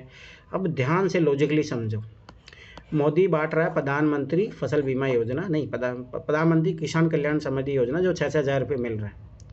मोदी को बांटना है क्योंकि भाई एमपी में चुनाव आ रहे हैं और उसको पता है कि अगर मैं बांटूंगा तभी मेरे को फ़ायदा मिलेगा चुनाव में। ऐसा ही करती है सरकार, ये हकीकत है, ये चीज़ याद रखना। अब ध्यान से समझो, मोदी को बहुत ज़रूरत है, वो बांटना चाह रहा है पैसे, तो संघीय बजट उसी से निकाले। याद करो कॉन्स्टिट्यूशन फंड ऑफ इंडिया, उससे जो वित्त विधेयक होता है उसके द्वारा। अब वो पारित करवा रहे। याद करो मैंने क्या बोला था, फाइनेंस बिल होता है जो लोकसभा में होता है, उसका मतदान भी लोकसभा में होता है। लोकसभा से पारित नहीं हुआ, इसका मतलब क्या हुआ कि उनके पास जो है मेजोरिटी नहीं है। अब भाई स्वाभाविक सी बात है, मेजोरिटी नहीं है तो फिर वो प्रधानमंत्री बन के कर क्या रहा है, उसको तय प्रस्ताव आएगा और सरकार गिर जाएगी। बस ये तो चीज़ें, कहाँ इसकी बात कर रहा है। बजट में संशोधन कार्य दोबारा पेश किया जाता है। अरे बात ये वहाँ पे बहुमत की होती है, पारित इसलिए नहीं हुआ कि बहुमत नहीं है। सुझाव ये तो बजट राज्यसभा को भेज दिया जाता है। ये कितनी पागल जैसी बात कर रहा है स्टेटमेंट। संघीय वित्त मंत्री त्यागपत्र देने के लिए कहा जाता है। अरे क्या बात कर रहे हो भाई, सरकार अकाउंटेबल है, प्रधानमंत्री अपने मंत्री परिषद को त्यागपत्र पेश कर देता है, त्यागपत्र पेश कर देता है। Non question D answer. पर ये चीज़ याद रखना, ये लॉजिक समझो भाई। स्वाभाविक बात है, सरकार के पास अगर इतना बहुमत ही नहीं है कि अपना बिल भी पारित नहीं करवा रहा, तो कर क्या रही है वो सरकार वहाँ पे, हटाओ उनको। मतलब स्वाभाविक कॉम्पिटेंस नहीं है ना, तो ये चीज़ याद रखना। भारतीय संविधान के अंतर्गत निम्नलिखित में से कौन एक मूल कर्तव्य नहीं है। अब देखो ये ट्रिक याद रखना, 2022 में यही ट्रिक लगेगी। जिस क्वेश्चन में ही वो नेगेटिव पूछ रहा है, ठीक है, ध्यान से समझना। देखो ये क्वेश्चन अलग है, ये क्वेश्चन अलग है। ये क्या बोल रहा है कि 4 जो दिए हैं ना, इसमें से कौन सा मूल कर्तव्य नहीं है। ये आपने, ये तो ये तीनों स्टेटमेंट ऐसे गलत है, पर इन चारों में से याद रखना, इसमें चारों में से 3 सही है, 1 गलत है। आपको ये खोजना है। 2022 का वो क्वेश्चन देखना जिसमें पूछा था कि कौन सा मछली नहीं है, ऐसा करके क्वेश्चन था वो, और उसका यही ही आंसर था। ये ट्रिक याद रखना। 2019 का जो मैंने पॉलिटी का क्वेश्चन कराया था उसमें भी यही दिया था, उसका यही आंसर था। ठीक है, ये चीज़ ऑब्जर्व किया होगा। मेरा क्वेश्चन वो इसीलिए सही हुआ। मैं फिर बताऊँ कौन सी ट्रिक कहाँ लग रही है, क्यों लग रही है, ये चीज़ हमेशा याद रखा करो। भारतीय संविधान के अंतर्गत निम्नलिखित में से कौन सा मूल कर्तव्य नहीं है। लोक चुनाव में मतदान करना। मुझे बताओ भारत में अभी दिल्ली में चुनाव हुआ, 60%, 50% चुनाव हुआ, मोदी बोल देगा अरे तुम लोग कर नहीं रहे हो, फंडामेंटल ड्यूटी दिए, ऐसा कुछ बोलता है क्या? नो। परंतु कल मान लो राष्ट्रगान का अपमान हो रहा है तो फिर बोलेगा मोदी कि भाई देखो फंडामेंटल ड्यूटी है, आप फंडामेंटल राइट तो मांगते हो पर फंडामेंटल ड्यूटी का भी पालन करो। पहली बात है ये नहीं है। ठीक, वैज्ञानिक प्रवृत्ति का विकास करना, ये अपन पहले भी देखें। हाँ पॉजिटिव बात है, ये तो होना ही चाहिए, ज़रूर होना चाहिए, क्यों नहीं होना चाहिए। ठीक है, सार्वजनिक संपत्ति की सुरक्षा करना, ये भी बात पॉजिटिव है भाई। जैसे ताजमहल है उसको नुकसान पहुंचाने लग जाए तो लोगों से अपील की जाएगी ना, नहीं आप प्रोटेक्ट करो भाई। संविधान के प्रति निष्ठावान रहना और उसके आदर्शों को सम्मान करना। हाँ संविधान के प्रति निष्ठावान रहना, सरकार के प्रति नहीं, ये चीज़ याद रखना। ठीक है, पर उल्टा हो रहा है आजकल, मोदी भक्त हो रहे हैं लोग संविधान के प्रति नहीं हो रहे। संविधान तो ये चल रहा है कि संविधान को तो जला दो और मोदी के प्रति मोदी भक्त हो रहे हैं ज़्यादा, तो वो गलत है ना। ये चीज़ याद रखें हमेशा। बहुत तुम लोगों को, बीजेपी वालों को उसको तो बहुत लगती होगी मेरी बातें, पर देखो मैं फिर बता रहा हूँ, मैं इसलिए विरोध नहीं करता हूँ मोदी, इसलिए विरोध कर रहा हूँ। वो चीज़ें गलत होती है उसका विरोध करता हूँ मैं, ये चीज़ हमेशा याद रखना। जो सत्ता में होना सर, उनका विरोध करना चाहिए। सभी अकाउंटेबल तभी तो बनेंगे ना वो। तभी वरना आप किसी को आंख बंद करके विश्वास कर लोगे तो फिर पता चला वो काम ही नहीं कर रहे। इसलिए थोड़ा दबाव जरूरी भी होता है। जैसे आज का न्यूज़पेपर पढ़ना, देखो मतलब कैसे लोग, मतलब आप समझते नहीं हो ये बात है ना। अमेरिका में आज का ही अखबार था, कोई इनका मंदिर था, हिंदू मंदिर था, अरे जिनका एक सोमनाथ नहीं, गुजरात में जो बहुत बड़ी संस्था है, लक्ष्मी नारायण मंदिर संस्था, हाँ उनका, उस मंदिर पे मतलब वहाँ के जो भी थे लोग, उन्होंने भी मतलब जाके उस दीवारों पे लिखा, प्रोटेस्ट भी हुआ। तो अभी जो है भारत का जो भी है, भारत का मंत्री, प्रधानमंत्री बोला कि गलत बात है, ये नहीं होना चाहिए। ठीक है, अब मुझे बताओ, यहाँ से उनको उनकी चिंता हो गई, पर भारत में जो है मुसलमानों की मस्जिदें ढहाई जा रही है, अजमेर में भी बोल रहा है। अब मुझे बताओ, ये खुद ही सोचो आप, ये दोगलापन नहीं है? आप मस्जिदों को तो सुरक्षित नहीं कर रहे हो, उनको तो ढहा रहे हो हिंदू राष्ट्र के नाम पे, और अमेरिका में जो चीज़ हो रही है उसके लिए आप समर्थन कर रहे हो। आप खुद ही सोचो ना, फिर आप समझ लो कि मतलब सरकार कैसी चल रही है। ये लॉजिकल बात होगी ना। फिर सवाल बात, जब मिडिल एशिया पाकिस्तान के लोग बोलते तो फिर इनको मिर्ची लगती है भाई वो भी लोग बोलेंगे ना जब आप दूसरे देशों के मामले में बोल रहे हो। फिर खुद के देश को देखो। किसी भी देश को अगर बुराई करनी होती है ना सर, तो जैसे मुझे अमेरिका की बुराई करनी है तो मैं अमेरिका शब्द का इस्तेमाल नहीं करूंगा, मैं डोनाल्ड ट्रंप का इस्तेमाल करूंगा। ये करते हैं वो, क्योंकि अगर अमेरिका के बारे में नहीं बोलेंगे, डोनाल्ड ट्रंप के बारे में बुराई करते हैं, क्योंकि वो चला रहा है ना, पॉलिसी उसकी है।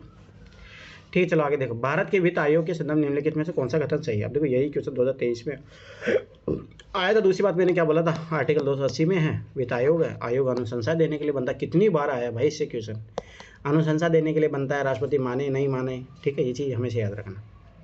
अब देखो ध्यान देखना कितना अच्छे से इसका आंसर आएगा। पहले ये पढ़ो, आप बी ऑप्शन पढ़ो। वह सार्वजनिक क्षेत्र के प्रतिष्ठानों में समुचित वित्त वितरण को सुगम बनाता है ये देखो इंग्लिश में पढ़ो, डिस्ट्रीब्यूशन प्रॉपर। ये तो मतलब समझ रहे, एक एक रुपये का एक एक बंटवारा, अरे ये सिली करता है काम, ये फॉर्मूला देता है भाई। अरे ये भाई ये बताता है सेंटर और स्टेट के बीच में क्या फॉर्मूला रहेगा और स्टेट के बीच में क्या फॉर्मूला रहेगा, खत्म बात। कहाँ पे इनकी बातें करता है भाई। वह वित्तीय प्रशासन में पारदर्शिता सुनिश्चित करता है इसका काम नहीं है भाई यार, को सुनिश्चित कोई कर भी नहीं सकता। वह अवसंरचना विकास हेतु विदेशी पूंजी को अंतर प्रवाह को प्रोत्साहित करता है। मुझे बताओ कैसे, हाउ, कैसे भाई? इसका काम है रेवेन्यू का बांटना, कैसे? इसी को लेना देना ही नहीं है इसको। D answer. अब एक और चीज़ मैं बता रहा हूँ, ध्यान समझना। इस टाइप के क्वेश्चन अभी आ रहे हैं, जैसे 2023 में भी आया, जिनका डी आंसर आया, आपकी बात 2024 में भी आया। अब वो मैं क्वेश्चन ध्यान से, उसका एक अलग से ट्रिक बताऊंगा आपकी बार। ये चीज़ मैंने पिछले साल भी ऑब्जर्व की थी। ये चीज़ आपके 2025 में मिलेंगे आपको, इस टाइप के क्वेश्चन जिनका आंसर पर वो समझना पड़ेगा वो किस टाइप के क्वेश्चन है। ठीक है, अगर उसमें ऑप्शन दिया है तो क्यों दिया है वो, ये चीज़ समझना। चलो ठीक, आगे देखो। अब देखो ये क्वेश्चन 2018 का रिपीट 2020 में आया था। देखो, मानव अधिकारों की व्यापक उद्घोषणा। मानव अधिकारों की व्यापक उद्घोषणा के अंतर्गत उपयुक्त में से कौन कौन से अधिकार मानव अधिकारों में आते हैं? भाई मानव अधिकार बन रहे हैं, ह्यूमन के लिए बन रहे हैं। शिक्षा का अधिकार, भाई मानव ही पढ़ने जाएगा ना, पशु तो नहीं जाएगा, जरूर मिलेगा। समानता के साथ सार्वजनिक सेवा प्राप्त करने का अधिकार, ये भी भाई मानव को ही मिलेगा ना। भोजन का अधिकार, तीनों का तीनों भाई, ये तो मानव के लिए ही बना है ना, सोचना ही नहीं है। क्वेश्चन की डिमांड वाइड है, नॉर्मल स्टेटमेंट दिए हैं, तीनों के तीनों सही होंगे, ये चीज़ याद रखना।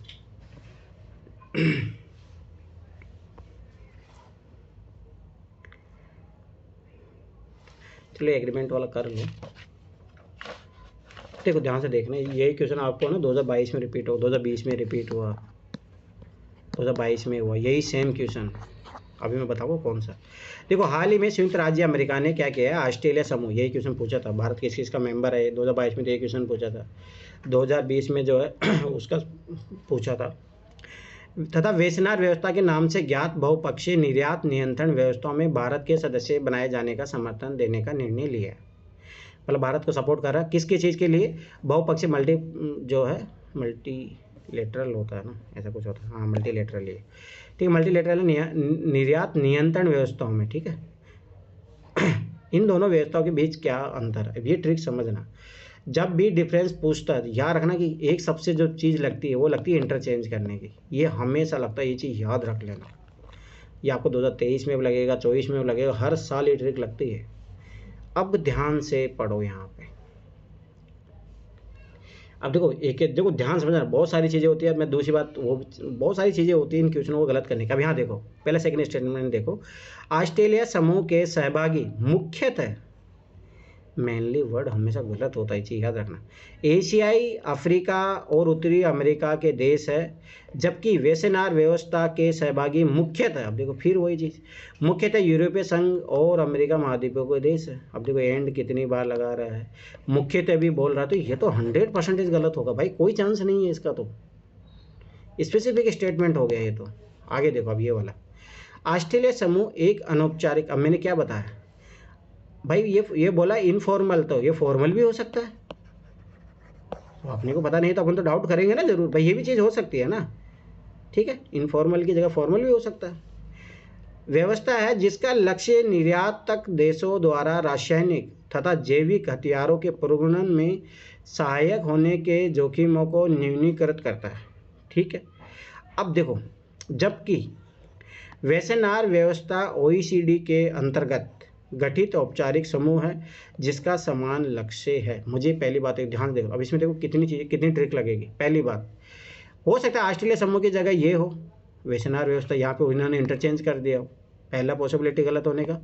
दूसरा देखो, संस्थाएं हमेशा गलत होती है, ये अपना ट्रिक याद रखना।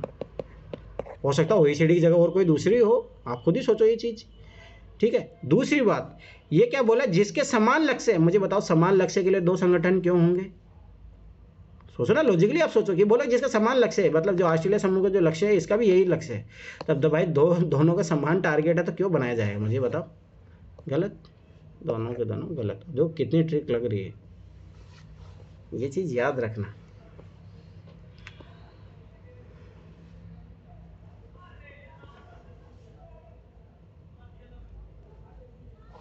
ये क्वेश्चन देखो, ये ध्यान से देखना, नहीं हिस्ट्री का छोड़ो, हिस्ट्री का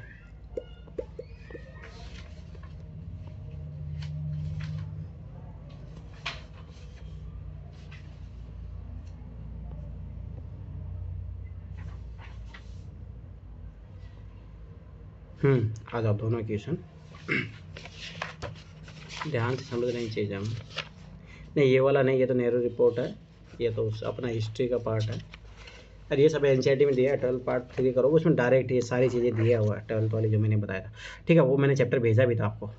भारत में महानगर योजना समिति है, अब मैंने कितनी बार बोला, कमेटी कोई भी बनती है, ठीक है, चलो ठीक है, ध्यान से समझना इसको, ठीक है। योजना समिति है, अब जो ध्यान समझना, महानगर है तो भाई समझ शहरों के बारे में, योजना है तो भाई प्लानिंग करेगी कैसे क्या क्या काम करना है, क्या है कैसे क्या होगा। भारत में तो इंडिया लेवल पे लागू होगी। अब देखो एक ही चीज़ ध्यान से समझो, अब यहाँ पे आ जाओ, थर्ड स्टेटमेंट पढ़ो, उस महानगरीय क्षेत्र में सरकार की प्रायोजित योजनाओं को लागू करने का पूर्ण दायित्व पूरा करती है। अरे मैंने क्या बोला, कमेटी हमेशा रिकमेंडेशन देने के लिए बनती है, ये इसीलिए काम करेगी, इसका पूर्ण दायित्व है। पूर्ण दायित्व बहुत एक्सट्रीम वर्ड हो गया भाई, अरे हमेशा याद रखना समिति, भाई ध्यान से समझना। जैसे मुझे अगर मान लो यूनिटी आईएस के लिए समिति बनानी है, तो मैं तुम लोगों में से कुछ लोगों को चुनूंगा कि भाई यूनिटी आईएस का कैसे डेवलपमेंट हो, क्या हो, तो मुझे बताओ, आप लोग रिकमेंडेशन दोगे ना, सुझाव दोगे कि हाँ ये होना चाहिए, ये करो आप सर, ये करना चाहिए। अब मैं बोल दूँ कि पूर्ण दायित्व भी आपके ऊपर ही है, तो फिर तो आप तो भाग जाओगे। अब खुद ही एक लॉजिकली समझो ना ये चीज़, गलत। जैसा ही तीसरा काटोगे 2 ऑप्शन तो गए काम से। अब देखो इसका मतलब दूसरा तो सही है, उस महानगरीय क्षेत्र के लिए विकास योजना प्रारूप तैयार करना। हाँ भाई देखो विकास योजना की तो बात है, प्रारूप ड्राफ्ट तो तैयार कर रहे हैं, एकदम पॉजिटिव बात है, तो कोई दिक्कत नहीं है, ठीक है। भारतीय संविधान के प्रावधानों के अंतर्गत गठित होती है। अब ध्यान से समझना ये चीज़, इसमें थोड़ा बहुत कंफ्यूज हुए होंगे, पर देखो कुछ ही नहीं, ये गलत है, ये गया अपना। अब देखो ये सही है। अब देखो भारतीय संविधान के प्रावधानों के अंतर्गत गठित होते हैं, पहली बात एक चीज़ रखना, भारत में महानगर योजना समिति है, याद करो 74th कॉन्स्टिट्यूशन अमेंडमेंट एक्ट आया था, उसमें जो है ना इसी के बारे में बात की गई है। याद रखना जिला समिति योजना ना वो उसके तहत ही है, ठीक है, जो भी है संविधान प्रावधानों के अंतर्गत गठित है। अब ये नहीं पूछ रहा कि इसमें दिया हुआ है, ठीक है, ये चीज़ है प्रावधानों के उसके। देखो मैं फिर बता रहा हूँ, जो अपन ट्रिक लगाते हैं वो क्या कहते हैं, वो क्या बोलता है, वो बोलता है संविधान पर परिभाषित करता है, उल्लेखित करता है, ये नहीं बोल रहा है, ये लॉजिकली समझो इसको। भारतीय संविधान के प्रावधानों के अंतर्गत गठित होती है, मान लो कि कोई प्रोविजन लिखा था उसके अंदर जो है उसके कारण इसको बनाया जाता है, तो एकदम सही बात है, तो लॉजिकली है। ये नहीं बोला कि उसी में लिखा है सब कुछ वो उसी तरीके से, ये चीज़ याद रखना। ये प्रावधानों को उसको क्लियर करने के लिए बनाया जाता है, उसमें क्या दिक्कत है।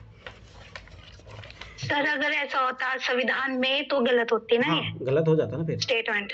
यही तो एक चीज़ ध्यान से समझना है ये चीज़। अब देखो लेखा अनुमोदन और अंतरिम बजट के बीच के अंतर में तो मैंने कितनी बार बोला, इंटरचेंज करने का पक्का लगेगा इसमें, ठीक है। अब एक चीज़ याद रखना, स्थायी सरकार लेखा अनुमोदन के प्रावधान का प्रयोग करती है, जबकि कार्यवाहक सरकार अंतरिम बजट के प्रावधान का प्रयोग करती है। अब एक चीज़ तो क्या हो सकता है, इंटरचेंज हो सकता है। दूसरी बात इसने क्या बोल दिया, देखो एक चीज़ ध्यान से समझना, वो देखो अब आपको दिख नहीं रहा होगा, इसमें ट्रिक लग रही है दिस एंड दिस नॉट वाली। अब आप लोगों को सीधा तो नहीं दिख रहा है इसमें, पर अभी मैं दिखाता हूँ आप लोगों को, देखना ध्यान से। स्थायी सरकार जो लेखा अनुमोदनों का प्रावधान का प्रयोग करती है, अब यहाँ पे देखना, जबकि कार्यवाहक सरकार अंतरिम बजट का प्रावधान, इसका मतलब जो कार्यवाही सरकार होती है इसका उपयोग नहीं करती है, तो यही वही तो ट्रिक लग गई, दिस एंड दिस नॉट, तो गलत है। अरे याद रखना दोनों सरकार यूज करती है लेखा अनुमोदन का, समझ में आया। तो ये ट्रिक देखो, ये भी समझना है कि कभी कभी क्वेश्चन में इनडायरेक्ट वे से ही आपको ऐसे दिया होगा, ये समझना है, ये चीज़ याद रखना, ठीक। आगे देखो, तो पहला गलत हो गया, तो ये तो गया काम से। लेखा अनुमोदन सरकार के बजट के व्यय पक्ष मात्र से संबंध होता है, जबकि अंतरिम बजट में व्यय तथा आवर्ती दोनों सम्मिलित होते हैं, ठीक है। एक चीज़ हमेशा याद रखना, देखो जब एक ही स्टेटमेंट दूसरा, तो एक तो ज़रूर सही होता है, ऐसा नहीं है। अगर वो एक्सट्रीम वर्ड के देखे गलत कर दे तो गलत बात है, फिर भी ठीक है। लेखा अनुमोदन जो है सरकार के बजट व्यय पक्ष में मात्र, देखो अकाउंट मुझे बताओ किस चीज़ का बनेगा, आप जो खर्चा करें उसी का तो बनेगा ना, जबकि अंतरिम जो सरकार बजट में व्यय तथा आवर्ती दोनों सम्मिलित होते हैं। इंतरिम जो बजट बनता है उसमें व्यय तथा दोनों को शामिल किया जाता है, ये यार सही है ये। अब देखो कुछ चीज़ें तो पढ़ के भी रखनी पड़ेगी, परंतु ये ट्रिक देखो इसमें लग रही थी, वो चीज़ याद रखना। हाँ अब इसमें कौन सा क्वेश्चन है, नहीं है इसमें कोई भी, चलो आगे बढ़ो। ये सब इकोनॉमी के क्वेश्चन, देखो ये क्वेश्चन है ना 2020 में डायरेक्ट डिक्टो रिपीट होता है, डिक्टो इन सेंस, इस क्वेश्चन का सेंस समझोगे आप कर लोगे। चलो आ जाओ इधर। अब यही क्वेश्चन 2023 में आया, सेल्फ हेल्प ग्रुप का देख रहे हो कितनी बार यूपीएससी ने क्वेश्चन पूछा है, क्यों नहीं, इसीलिए 2023 में भी रिपीट किया इसको, अपन बीच में भी देखे थे।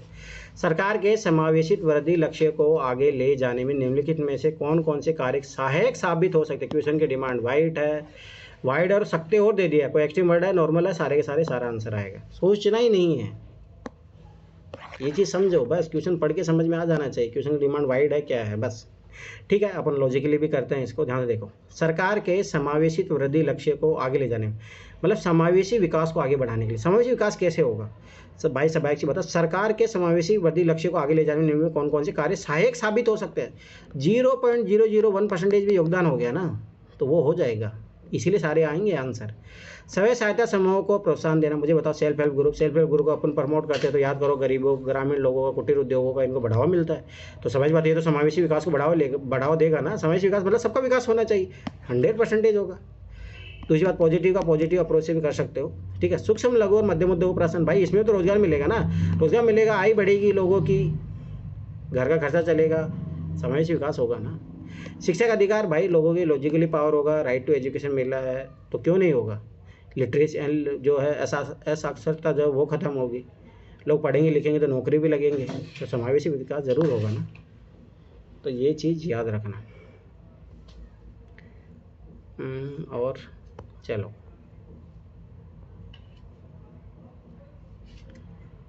ये ज्योग्राफी क्वेश्चन है छोड़ा,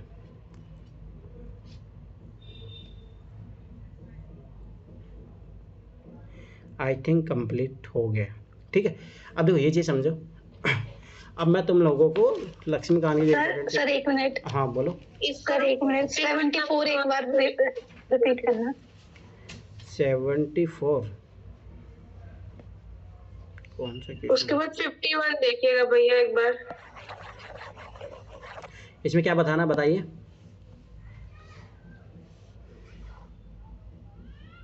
किसने पूछा था 74? देखो हमें से यार अंतर जब दिया रहता तो रुक स्टेटमेंट, जाओ, नहीं कुछ नहीं कुछ नहीं। तो ये क्या कहता है, इंटरचेंज होने की प्रोबेबिलिटी रहती है, ये चीज़ हमेशा याद रखना, ठीक है। अब यहाँ देखिए पहले स्टेटमेंट क्या बोला, स्थायी सरकार लेखा अनुमोदन के प्रावधान का प्रयोग करती है, जबकि मैंने क्या बोला था, दिस एंड दिस नोट। अब ये आपको डायरेक्ट नहीं दिखेगा, पर अभी दिखेगा, देखो, जब कार्यवाही सरकार अंतरिम बजट के प्रावधान प्रयोग करती है, मतलब ये बोला स्थायी सरकार इसका यूज करती है, परंतु ये इसका कार्यवाही सरकार जो इसका यूज नहीं करती है, तो वही बात होगी ना, दिस एंड दिस नोट वाला, तो ये स्टेटमेंट तो गलत है। अभी देखो लेखा अनुमोदन सरकार के बजट व्यय पक्ष मात्रा से संबंध होता है, जबकि अंतरिम बजट में व्यय तथा आवर्ती दोनों सम्मिलित होते हैं। तो लेखा अनुमोदन अकाउंट किसका होगा भाई, इसको पढ़ो, इधर इंग्लिश में पढ़ोगे थोड़ा सा। वोट ऑन अकाउंट, भाई आपको भाई किस आधार पर पैसे निकाले आपने, और याद रखना लेखा अनुमोदन बाद में होता है, सरकार जो खर्चा कर देती है ना उसका बाद में उसका होता है। आगे देखो ये बोला, जबकि अंतरिम जो बजट में व्यय तथा आवर्ती दोनों सम्मिलित होते हैं, जो अंतिम बजट आता है ना, जब जैसे चुनाव होने वाले होते हैं, जैसे अभी 2024 के चुनाव होते, तो उस टाइम इंटरिम बजट आता है, ये चीज़ याद रखना, उस टाइम आता है इंटरिम बजट, ठीक है। और कौन क्या पूछ रहा है? Yes sir. हाँ बोलो पूजा, आपको इसमें क्या डाउट था मतलब? सर मतलब मेरा ये, मैंने इससे ये कंफ्यूजन निकाला कि जब भी इंटरचेंज वाली स्टेटमेंट आएगी तो उसकी नॉलेज होनी चाहिए डेप्थ में, तभी तुम आंसर निकाल पाओगे। हाँ ये क्योंकि मेरा एफडीआई वाला भी ऐसे ही गलत हुआ। मैं एक चीज़ बताता यस हूँ, सर। इंटरचेंज वाला जो आता है ना, क्या तो मोस्टली दोनों गलत होंगे, ये चीज़ हमेशा समझ लेना। पर इंटरचेंज कभी भी ऐसा नहीं होगा दोनों सही होंगे, ये आप ऑब्जर्व कर लेना, पूरा पेपर ऑब्जर्व कर लेना 2011 2023 आपको। मुझे जहाँ तक मुझे तो आज तक कभी ऐसा कोई मिला नहीं, फिर भी आप बताना अगर ऐसा मिले, पर मेरा अनुभव है दोनों कभी सही नहीं मिलेंगे जब इंटरचेंज पूछ रहा है तो, अगर ठीक है ये चीज़ रखना।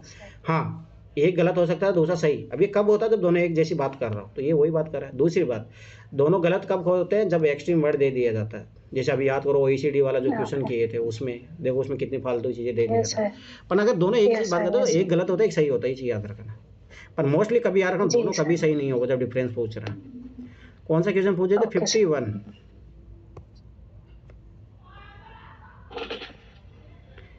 अरे ये क्वेश्चन तो भाई आपका उधर वीडियो देखो, ऐसे तो ये इन्वायरमेंट इकोलॉजी का क्वेश्चन, इसमें बात के बनने का है। क्या हो गया?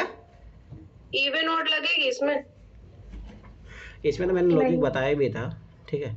बुलाई और लवणी क्षेत्र एक भारतीय पशु जाति का प्राकृतिक आवास है, ठीक है। बुलाई है, मिट्टी है, लवणी क्षेत्र है, और थोड़ा देखो ये क्वेश्चन 2-3 बार रिपीट हुआ है ये क्वेश्चन, ठीक है। लवणी क्षेत्र है तो भाई समझ पाता है, लवण नमक। ये शुगर क्या होता है सर? अरे वो होता है क्या है, पिग। अच्छा पिग, हाँ मैं भी सोची थी बोर पिग होता है वो, बस हिंदी में वो लिखा नहीं ना सुअर। चलो ठीक है, उसको ठीक है। आगे देखो, अब उस क्षेत्र में उस पशु के कोई परभक्षी नहीं, मतलब उसको कोई खाने वाला कोई नहीं है वहाँ पे, किंतु आवास ध्वंस होने के कारण उसका अस्तित्व खतरे में है, तो हैबिटेट लॉस हो रहा है उसका। यह पशु निम्नलिखित में से कौन सा हो सकता है, मुझे बताओ। वन्य सुकर है तो वन में पाया जाएगा, मुझे बताइए, ठीक है। अब सबाइश बात है, सुकर है तो सुकर को तो कुत्ते भी खा सकते हैं, ठीक है, छोड़ो वो छोड़ो उसी। अब तो ध्यान से, गजेला सुअर नहीं है, ये मृग की प्रजाति का होता है जो उसको सुअर समझते हैं। हाँ सर अलग है ये, मतलब हिरन के टाइप का ही होता है, ये सुअर नहीं है। प्रजाति है वो गजेला, और ये शेड्यूल 2 में आता है आई थिंक। ये बोर गेजल बोर नहीं, सुअर तो नहीं। बोर का देखो आप, ठीक है। बोर वही तो हो गया जंगली सुअर। अब देखो ध्यान से देखना, पहली बात मुझे बताओ, ये गजेल वजेल उस पे कांतारा बनी है ना? कांतारा किस पे? कांतारा भी तो इस पे ही कुछ बनी है, बनी हुई है वो। नहीं मुझे नहीं पता, छोटी तुम इसमें और वो बोर भी तो बनी है। अरे चलो ठीक है छोड़ो। लगाया था इसमें भारतीय वन करके। अच्छा मैं तुम डी मार दी। देखो मैंने जाके कर कैसा सुअर ही है ये। और ये बार बार पूछने का इसका एक मकसद और है सर। अरे क्रिटिकल एंडेंजर्ड है ये, क्रिटिकल एंडेंजर्ड है ये। वो तो है, और इसका प्रचार ना अमिताभ बच्चन करते हैं। हाँ अमिताभ बच्चन करते हैं। वो तो गुजरात में जो रण का किया था उसने किया था। चलो ठीक है, सुनो वो करो, लक्ष्मीकांत में खोल लेता हूँ, मैं बता देता हूँ उसमें कौन कौन से चैप्टर इंपॉर्टेंट है। अब कल से वो पढ़ना शुरू कर दो, इसी में ही तो है लक्ष्मीकांत वाला। भारत की राज्य व्यवस्था। अभी मैं चैप्टर इंपॉर्टेंट बताऊंगा जब मैं करवाऊंगा खुद से। ये 5वां संस्करण दे दिया क्या? अरे मैंने 7वां भी भेजा था किसी ग्रुप में था। हाँ ये रहा ना 7वां एडिशन, वही तो मैं देखूँ 7वां भी भेजा है मैंने। तो अभी मैं इंपॉर्टेंट चैप्टर बता रहा हूँ, तो ये चैप्टर पढ़ लेना, फिर बाद में इन चैप्टर में भी कुछ चीज़ें बस इंपॉर्टेंट है वही पढ़नी है, पर अभी 2-3 बार तो पढ़ ही लो, ठीक है। तो ये चीज़ याद रखना।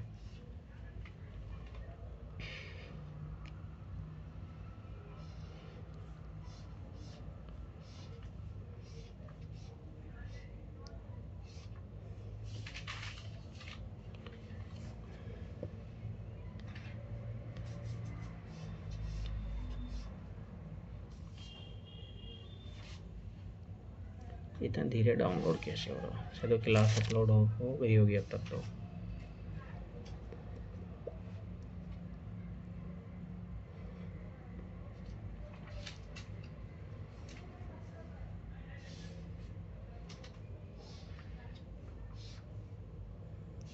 देखो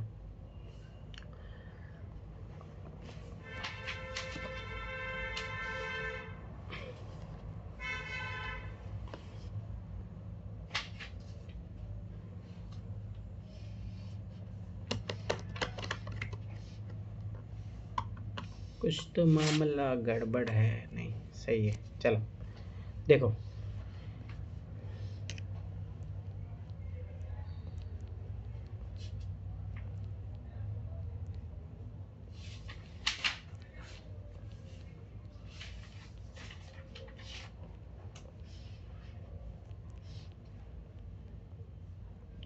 ध्यान से देखो, आ जाओ इधर। सबसे पहला chapter is very very important chapter, very very important chapter, ठीक है। 1 से 2 क्वेश्चन बन सकते हैं, पर तो याद रखना इसमें थोड़ा ना जो यूपीएससी पूछ लेता।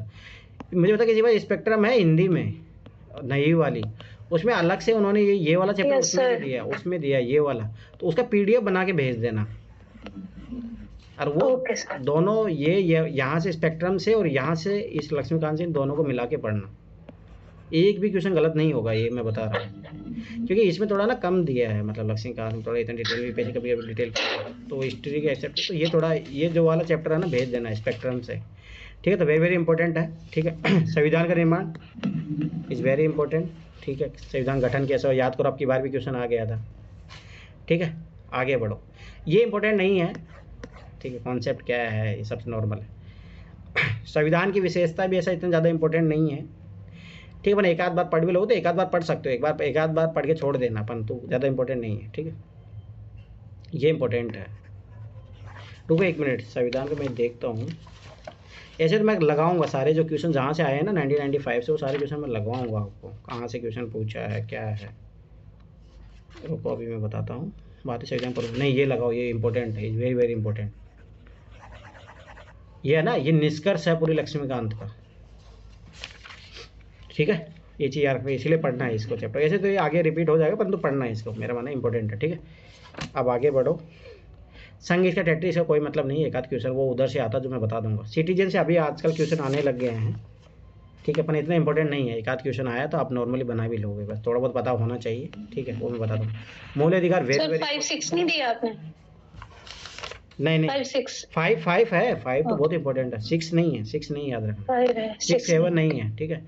8 ऑफ मौलिक अधिकार वेरी वेरी इंपॉर्टेंट चैप्टर, इसको तो रट जाओ आप, क्वेश्चन मिलेगा डीपीएसपी के भी, और इसमें पर इंपॉर्टेंट मैं बता दूंगा कौन सी चीज़ आपको याद होनी चाहिए, वहीं से क्वेश्चन बनता है, ठीक है। अगला देखो, ये फंडामेंटल ड्यूटी को कितने क्वेश्चन अपन ने किए थे, ठीक है।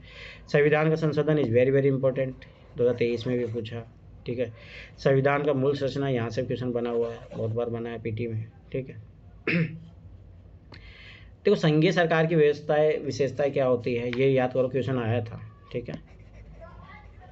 और थोड़ा बहुत ही पढ़ लोगे, एक बार पढ़ लोगे तो देखो याद करो, ब्रिटिश में भी डिफरेंस करने वाला पूछा था, 2021 का क्वेश्चन था वो, ठीक है। ये वेरी वेरी इंपॉर्टेंट, ये दोनों चैप्टर एक ही बात करते हैं, एक बार पढ़ लोगे तो दोनों कर लोगे, ठीक है। सेंटर स्टेट कोई ज़रूरत नहीं है, ठीक है, ज़्यादा ऐसे कॉमन लॉजिक से भी हो जाता है। अंतर्राज्य संबंधी कोई इमरजेंसी प्रोविजन यूपीएससी ने पूछा है, यहाँ से इंपॉर्टेंट है ये, ठीक है। राष्ट्रपति याद रखना, चुनाव से रिलेटेड नहीं आएगा क्वेश्चन, पर राष्ट्रपति पावर से रिलेटेड जरूर क्वेश्चन होगा, ये चीज़ याद रखना यहाँ से, ठीक है। उपराष्ट्रपति ये सब तो नॉर्मल है। एक बार दूसरे याद रखना, राष्ट्रपति उपराष्ट्रपति को साथ में, राज्यपाल इनको साथ में पढ़ना, प्रधानमंत्री हो गए, ये थोड़ा बहुत पढ़ लेना, ये तो बेसिक चीज़ है। मैं यहाँ से एक एक दो दो लाइनें इंपॉर्टेंट है वो मैं बता दूंगा। केंद्रीय मंत्रिपरिषद थोड़ा बहुत इंपॉर्टेंट है वो करवा दूंगा मैं। मंत्रिमंडलीय समिति इंपॉर्टेंट है, यहाँ से देखो 3-4 क्वेश्चन बने। Parliament very very very very very important लगा लो, कभी कभी इसे 4 से 5 क्वेश्चन आ रहे हैं, समझ लेना, बहुत इंपॉर्टेंट है ये, बहुत इंपॉर्टेंट है, ठीक है। पार्लियामेंट्री कमेटी यहाँ देखो, आपने भी यहाँ से जांच समितियाँ पूछ लिया था, तो ये तो ठीक है, थोड़ा बहुत बेसिक है, इतने को जरूरत नहीं पड़ेगी। ये संसदीय समूह कोई ज़रूरत नहीं है। उच्चतम न्यायालय हाँ इंपॉर्टेंट है, क्वेश्चन बनते हैं, अच्छे खासे बनते हैं, ठीक है। 26-27 न्यायिक समीक्षा, एक बार यूपीएससी ने क्वेश्चन पूछा था, वो थोड़ा बस ये समझ लेना जुडिशियल रिव्यू क्या होता, पूछा है यूपीएससी ने 3-4 बार क्वेश्चन पूछा है। न्यायिक सक्रियता ये सब कुछ ही नहीं, एक आध क्वेश्चन बना था वो नॉर्मल है। PIL का भी ऐसा कुछ ही नहीं, यूपीएससी ने क्वेश्चन पूछा है, ठीक है। राज्यपाल इज वेरी वेरी इंपॉर्टेंट अब की बार के लिए, वेरी वेरी इंपॉर्टेंट, आपके यार क्वेश्चन आएगा। CM का कोई ज़रूरत नहीं है, मेन CM के लिए जो होता है वो PM के लिए होता है, नॉर्मल चीज़ है। राज्य परिषद ये कोई मतलब नहीं है। राज्य विधानमंडल का यूपीएससी क्वेश्चन पूछ लेता है हल्का फुल्का, ठीक है। उच्च न्यायालय हाँ, हाई कोर्ट के बारे में पता होना चाहिए, ठीक है। सब नेट यहाँ से भी 2-3 क्वेश्चन बन रहे हैं, ठीक है, तो ये चीज़ याद रखना। उसके बाद में ट्रिब्यूनल यूनिवर्सल से इतने क्वेश्चन नहीं बने, कंज्यूमर कोर्ट छोड़ दो, ये छोड़ दो। पंचायती राज वेरी इंपॉर्टेंट, ये दोनों पढ़ लेना, ठीक है। नगर निगम के ऐसे क्वेश्चन कम बने हैं, पर इतनी ज़्यादा ज़रूरत पड़ती नहीं, ये कोई काम का नहीं है, ये इंपॉर्टेंट है, very very important, very very important लगा लेना। हर साल क्वेश्चन 5वीं 6वीं अनुसूची वाला जो क्वेश्चन आता है यहीं से आता है, ठीक है। ये कॉन्स्टिट्यूशन बॉडी, बस ये पता होना चाहिए कौन सी कॉन्स्टिट्यूशन बॉडी है, ये तो सारी पढ़ना है, ये निर्वाचन आयोग, पर ये इतना डेप्थ में जाने की जरूरत नहीं है। पहली बात तो कॉन्स्टिट्यूशन बॉडी कौन सी होती है, जैसे इसमें इलेक्शन कमीशन इंपॉर्टेंट है रहती है, राज्य लोक सेवा आयोग को कभी नहीं पूछा है, ठीक है। संघ लोग यूपीएससी के बारे में कभी यूपीएससी ने क्वेश्चन नहीं पूछा, बस एक बार पढ़ लेना। वित्त आयोग वेरी वेरी इंपॉर्टेंट, ठीक है। GST से ऐसे यूपीएससी ने क्वेश्चन पूछा नहीं, मेंस में पूछा, ये इंपॉर्टेंट है, थोड़ा बहुत इनके बारे में पता होना चाहिए, ठीक है। ये थोड़ा बहुत, पर ये ज़्यादा इंपॉर्टेंट है, बस यूपीएससी ने यही पूछा था, याद करो 2023 का क्वेश्चन, कौन सा कॉन्स्टिट्यूशनल बॉडी है, कौन सा कॉन्स्टिट्यूशनल बॉडी नहीं है, बस इतना ही याद रखना। और जो बस 2-3 जो मैं इंपॉर्टेंट बता दूंगा, और कुछ ही नहीं है, ठीक है। ये थोड़ा पता होना चाहिए गैर संवैधानिक कौन से हैं, जो मतलब समझ बात है कि एग्जीक्यूटिव ऑर्डर से बनता है, बस इतना याद रखना कि नीति आयोग किससे बनता क्या है, इनके बारे में डिटेल से पढ़ने की कोई ज़रूरत नहीं है, कोई भी ज़रूरत नहीं है। अभी आगे चैप्टर है सब ऐसे ही, बस इतना याद होना चाहिए कौन कॉन्स्टिट्यूशन है कौन, बस अभी सब फालतू के चैप्टर है सारे के सारे, कोई भी ज़रूरत नहीं है। अब आ जाओ जो आखिरी में जो मैं बताता हूँ इम्पोर्टेंट, अब कहाँ से ये देखो, ये मेंस का टॉपिक है, मेंस का है, ये रहने देना, कोई ज़रूरत नहीं है PT के लिए, ठीक है। अब आ जाओ ये वेरी वेरी इंपॉर्टेंट, आपकी बार क्वेश्चन आया था, ये मैं आर्टिकल लगा दूंगा जो यूपीएससी क्वेश्चन पूछे हैं, ठीक है। ये आपकी बार यहाँ से पूछा 2024 में क्वेश्चन, ये वेरी वेरी इंपॉर्टेंट, इसमें भी इंपॉर्टेंट मैं बताऊंगा, पर पढ़ लो, अभी पढ़ लेना, ठीक। वरीयता क्रम में भूल जाओ, कोई काम का नहीं है। संवैधानिक संशोधन वेरी वेरी इंपॉर्टेंट, 1-2-3 क्वेश्चन पूछ लेता है यहाँ से, ठीक। अनुच्छेद के संदर्भ में संवैधानिक संशोधन वो इतना ज़्यादा है कि थोड़ा ये अलग से पार्ट बना दे इसी को ही, ठीक है। भारतीय राज्य संहिता कोई मतलब नहीं है। राष्ट्रपति प्रधानमंत्री आदि ये पुराने कौन बने थे, राष्ट्रीय आयोग के अध्यक्ष से कोई मतलब नहीं है, ये PCS विशेष के लिए, ठीक है। फिर कोई काम का नहीं है सब, ठीक है। देखो अब देखो कितनी चीज़ें मैंने इंपॉर्टेंट बताई, अब गिनो, ज़्यादा चैप्टर नहीं, कहाँ पूरी लक्ष्मीकांत पढ़ते हो तुम लोग, और मोस्टली देखो क्वेश्चन यहीं से बनेंगे, 1, 2 और ये 3 हो गए यहाँ पे, ठीक। अब आगे बढ़ो, ये कोई काम का नहीं है, ठीक है। ये सब याद रखना, कोई ज़रूरत नहीं है केस वेस पढ़ने की, ये बस मेंस के लिए ज़रूर थोड़ा बहुत हो जाता है, और कोई भी ज़रूरत नहीं है, ये सब मेंस के लिए। यूपीएससी कभी नहीं क्वेश्चन पूछेगा, ठीक है, ये चीज़ याद रखना। अरे अज्ञात क्वेश्चन पूछेगा अपना ट्रिक लग जाएगा, ये चीज़ हमेशा याद रखना। जैसे डिलिमिटेशन कमीशन पूछा तो ये थोड़ा लगा लो, ठीक है, लगा लो, इससे पूछा है यूपीएससी ने, पर मोस्टली मैंने देखा जब बनता है ना तभी चर्चा में रहता, तभी पूछता। जैसे 2025 में तो अभी ऐसा कुछ चल नहीं रहा, परंतु हाँ, संसद की जो है, हाँ आपकी बार तमिलनाडु, हाँ आपकी बार इंपॉर्टेंट है, करंट अफेयर में है ये, तो इंपॉर्टेंट फिर से लगा लो, याद रखना, ठीक है। चौथा चैप्टर हो गया ये। उसके अलावा लोक सेवा विधि आयोग ये सब कोई काम के नहीं है। सहकारी समितियाँ 9, CPI UPI लोकपाल कोई इंपॉर्टेंट नहीं है। राष्ट्रीय महिला आयोग ये कोई इंपॉर्टेंट नहीं है, ठीक है, ये बस ये पता होना चाहिए गैर संवैधानिक बॉडी क्या होती है, बस इतना सा, बस ये डिटेल में जाके पढ़ने की जरूरत नहीं है इनको, ये सब पढ़ लेना। ये तो जो संवैधानिक पद है ना वो सारे पढ़ ले लेना, जैसे केक का भी याद करो कितनी बार यूपीएससी ने क्वेश्चन पूछा, ठीक है, मानववादी के बारे में पूछा है, ठीक है, तो ये चीज़ याद रख लेना। तो ये तो आपको डिटेल में पूरा पढ़ना है। तो ये तो सारे संवैधानिक निकाय जितने भी है ना, थोड़ा अपन जिसमें भी इंपॉर्टेंट, जैसे संघ लोग साहब ये काम के नहीं है, जो काम के मैं बता दूंगा, ठीक है। तो ये मान लो पूरा टॉपिक मान लो 5 हो गया, ये 6 हो गया, ठीक है, 7, 8, 9, 10, 11, ठीक है, 12, ये 13, 14, 15, 16, 17, 18, 19, 20, 21, 22, 23, 24, 25, 26, 27, 28, 29, 30, 31, 32, मतलब लगभग 30 के समथिंग मानो। अभी तो इसमें से मैं बहुत शॉर्ट कराऊंगा, जैसे मान के चलो 30 इंटू मान के चलते हर में मान लो 30 पेज होंगे, मतलब 900 पेज के समथिंग है, इतना तो नहीं होना चाहिए, 30 पेज का नहीं होगा, ठीक है, शायद 10 या 15 पेज का होगा, ठीक है, जो भी है मान लो 900 पेज है। तो ये जो मैं इंपॉर्टेंट लगाऊंगा ना, उसके बाद में आपके लगभग 200 पेज भी नहीं जाएगा, ये मैं बता रहा हूँ। ये तो मतलब समझ रहे हो, मतलब 70 to 80% में रिड्यूस करा दूंगा जब इंपॉर्टेंट बताऊंगा तब। जैसे मैं एक एग्जांपल बता देता हूँ आपको,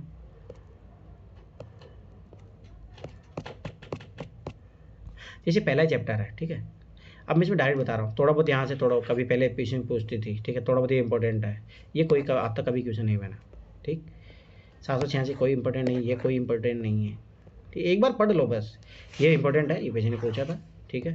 1853 कभी नहीं पूछा यूपीएससी ने, कोई ज़रूरत नहीं है। 1833 का इंपॉर्टेंट है थोड़ा बहुत, ठीक है। उसके बाद में 1858 का इंपॉर्टेंट एक बार पूछा, ये कोई इंपॉर्टेंट नहीं, कभी नहीं यूपीएससी ने पूछा ना, कभी 1852 का पूछा, ये इंपॉर्टेंट है, ये तो तीनों के बहुत इंपॉर्टेंट, वेरी वेरी इंपॉर्टेंट है ये तो, ठीक है। 1935 वाला है, ये इंपॉर्टेंट है बस, ये आज तक कभी नहीं पूछा, क्या ज़रूरत है, समझ में आया।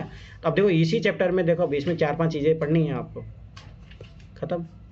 अब इसमें मैं बताऊंगा जहाँ जहाँ इंपॉर्टेंट है, जहाँ से यूपीएससी क्वेश्चन पूछ रहा है हमेशा, ठीक है। तो समझ में आया। तो मतलब मेरा मानना है कि आपका अगर मान लो 500, अभी आप जो ये 30 चैप्टर पढ़ोगे, 30 31 चैप्टर जो भी है, अब याद रखना कि इनमें से आपको रिड्यूस करके मैं आराम से 100 से 200 पेज में करवा दूंगा, तो बस उनको बार बार पढ़ के चले जाना। पर अभी 2-3 बार तो पढ़ लो, जो इंपॉर्टेंट चैप्टर बताए तो वो तो पढ़ ही लेना, ठीक है। तो कल से अपन रुको, मैं कल से बता देता हूँ कल से अपन क्या करेंगे। तो जो होमवर्क दिया वो करते रहो, अब ये चैप्टर पढ़ते रहना साथ में, चीज़ याद रखना। एक बुक भेजा था मैं आप लोगों को, हाँ ये रहा। अब ये इसमें देखो 1993 से क्वेश्चन दिया है। अब क्या करेंगे अपन 2010 तक ऐसे करेंगे अपन। इससे क्या अपने को धीरे धीरे टपक जो टॉपिक होती है उसकी एक पकड़ भी हो जाएगी अपनी, ठीक है। दूसरी बात ये है कि रिपीट कैसे क्वेश्चन होते हैं आपको यहाँ से पता लगेगी। जैसे यहाँ पे देखो, मैं अब बताता हूँ आपको एक चीज़, ध्यान से देखना। अभी देखो एक चीज़ याद रखना, ये देखो, ये यूपीएससी ने क्वेश्चन पूछा 2020 में, कैसे क्यों इंपॉर्टेंट है पीवाईक्यू, ये पीछे वाले पीवाईक्यू मैं ये बता देता हूँ। तो ये क्वेश्चन पूछा 2020 का क्वेश्चन देखना, 2020 हाँ 20 में पूछा था, ठीक। आगे देखो ये वाला देखो, इसका थोड़ा डिटेल में अपन है ना, ये डिटेल में पढ़ेंगे, फिर मैं इसमें बता दूंगा कौन सी इंपॉर्टेंट है। यहाँ से भी सारी चीज़ें इंपॉर्टेंट, पर हाँ भाई ये क्वेश्चन तो रट ही लेना आप। देखो ये देखो 2016-17 का क्वेश्चन रिपीटेड है, ये याद आया, जेम्स प्रिंसेप वाला, डिक्टो कॉपी पेस्ट, एक लाइन भी इधर से उधर नहीं किया उसने। अभी देखो बहुत सारे क्वेश्चन मिलेंगे, इसीलिए ये अपन को करना जरूरी है। अभी तो मैं बहुत बताऊंगा आपको, इसमें बहुत सारे क्वेश्चन है जो डायरेक्ट पूछे गए हैं, डायरेक्ट। आप देखो अजंता एलोरा के बारे में क्वेश्चन पूछा नहीं पूछा। अगर आप ये थोड़ा बहुत डिटेल में पढ़ लोगे, काम होगा नहीं होगा बताओ। तो ये फ़ायदा मिलेगा 1995 करने से। ज़्यादा भी नहीं घुसना इसमें, अपन इसमें जो इस बुक में दिया है ना, बस यही चीज़ याद रखना, इसे ज़्यादा नहीं पढ़ना अपने को, बस इतना ही पढ़ेंगे जितना अपना काम का है। अब देखो इस टाइप के क्वेश्चन अभी भी पूछ रहा है, समझ में आया। तो ये चीज़ देखो, ये देखो पोर्ट वोट के बारे में, उत्तर मेरू, ये यूपीएससी ने आगे जाके फिर से पूछा है।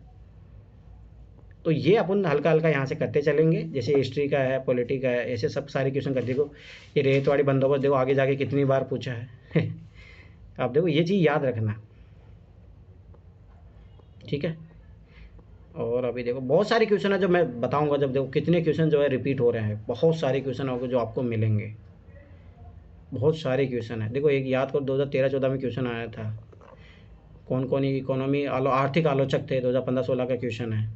ज्योग्राफी के क्वेश्चन भी रिपीट होते, 2024 में जो आपकी बार आया था गंगा नदी वाला क्वेश्चन दिया है इसमें ऑलरेडी, ये देखो गांधी जी के बारे में, ये कितनी बार अपन थोड़ा थोड़ा डिटेल में आराम से पढ़ लेंगे, आराम से यहाँ से अपने का। पर ये है कि मेरा काम ये रहेगा कि कौन सा इम्पोर्टेंट है, कौन सा इम्पोर्टेंट नहीं है, और किस क्वेश्चन को थोड़ा करंट के सापेक्ष भी देखना पड़ेगा। ऐसा नहीं कि आप ओनली जस्ट इसी को नहीं, थोड़ा बहुत उसमें करंट में कोई अपडेट हो रहा है तो उसका मैं बता दूंगा भाई ये क्वेश्चन थोड़ा डिटेल में जाके देख लो अच्छे तरीके से, ठीक है, तब जाके फ़ायदा मिलेगा। ये चीज़ याद रखना। अब देखो मैं पॉलिटी का बताना चाह रहा हूँ। हाँ देखो यहाँ से कल अपन करेंगे। अब देखो ये सारी चीज़ें, अब ये आपके लक्ष्मीकांत चैप्टर पढ़ोगे उसमें मिल जाएगा, पर यहाँ से अपन थोड़ा थोड़ा डिटेल में पढ़ लेंगे ना, तो इसका आपको बहुत फ़ायदा मिलने वाला है।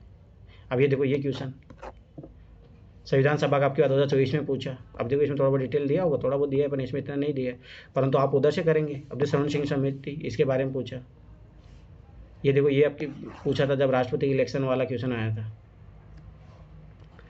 वीटो शक्ति कहाँ प्रयोग कर सकता है विधानमंडल, स्पीकर, देखो स्पीकर का कितनी बार यूपीएससी ने पूछा, याद आया क्वेश्चन। तो ये फ़ायदा मिलेगा आपको, मतलब समझो, अगर सोचा फिर इधर से क्वेश्चन करके चलते हैं तो उसका बहुत फ़ायदा मिलने वाला है। तो ये चीज़ याद रखना। बजट के बारे में देखो आज ही पढ़े थे अपन, 2024 में भी आया बजट के बारे में, तो ये चीज़ याद रखना, ठीक है। ये अभी इकोनॉमी का पार्ट चालू हो गया है। इस तरीके से आपको देखो समवर्ती सूची में कौन सी चीज़ें आती है, क्या है, तो इस तरीके से करेंगे अपन। तो देखो ये अपने को 1995 से लेकर 2010 तक करना है, ये काम फटाफट होगा, ज़्यादा टाइम नहीं लगेगा इसमें, है ना। दूसरी बात देखो हिस्ट्री, पॉलिटी, थोड़ा बहुत ज्योग्राफी मान लो, इकोनॉमी के ज़्यादा क्वेश्चन काम नहीं होते, थोड़े बहुत ही कम काम होते हैं, ठीक है। साइंस टेक थोड़ा बहुत रहेंगे, सारे क्वेश्चन तो इसमें करने नहीं है जो काम के होंगे। अब देखो आजकल बेसिक फिजिक्स यहाँ से नहीं पूछ रहा, तो अपन इतना ज़्यादा नहीं करेंगे इसमें डिटेल में, ये चीज़ याद रखना। तो अपन वही करेंगे जो अपने काम की चीज़ें हैं, जो अभी का पैटर्न है, इसीलिए मैं उधर से करा के फिर इधर आ रहा हूँ, ये चीज़ याद रखना। वो क्वेश्चन ज़रूरत है ही नहीं, तो ये चीज़ याद रखना। और जिसमें कुछ क्वेश्चन बताना चाह रहा था, देखो अब ये देखो ये क्वेश्चन कोई काम के नहीं है,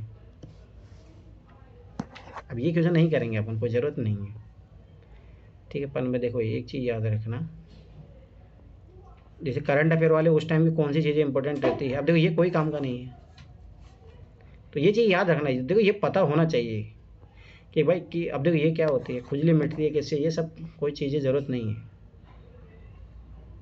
ये थोड़ा लॉजिक वाला क्वेश्चन है, ये यूपीएससी ने आगे पूछा है, ठीक है। एक और मैं करंट अफेयर का बताना, देखो बायोफिल ये पूछा है, इस टाइप के क्वेश्चन आए हैं, आप आगे करोगे। देखो सीसेट के क्वेश्चन है, सीसेट का तो मैं उधर टॉपिक वाइज करवाऊंगा आपको, इधर से नहीं करवाऊंगा, ठीक है। टॉपिक वाइज करेंगे अपन उधर, उसका सारा का बना हुआ है 2010 तक, तो वो अपन टॉपिक वाइज करेंगे।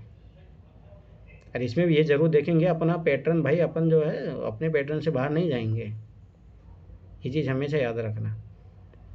अभी देखो ये कोई काम का नहीं है, अब यूपीएससी इस पैटर्न में पूछ ही नहीं रहे तो अपन क्यों बनाए, ये चीज़ याद रखना। पर मैं एक चीज़ दिखाना चाह रहा हूँ आपको, यहाँ से देखना। तो लेबनान का भी यूपीएससी ने क्वेश्चन पूछा, साइप्रस का भी यूपीएससी ने क्वेश्चन पूछा। सोचो उस टाइम से ही चर्चा में रहे हैं ये लोग। सर्वाधिक देश सर्वाधिक बाह्य ऋणग्रस्त था, तो अब की बार भी याद करो किसमें आर्थिक संकट आया था, यूपीएससी ने 2024 में पूछा था।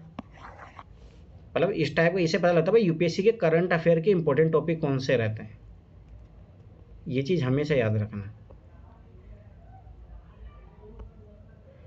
और रुको देखो, तो ये करंट अफेयर के सारे नहीं, कुछ कुछ चीज़ें ही देखेंगे अपन, जहाँ से कुछ कुछ सीखने को मिलेगा, जहाँ से अपन को थोड़ा इन्फॉर्मेशन मिल रहा है।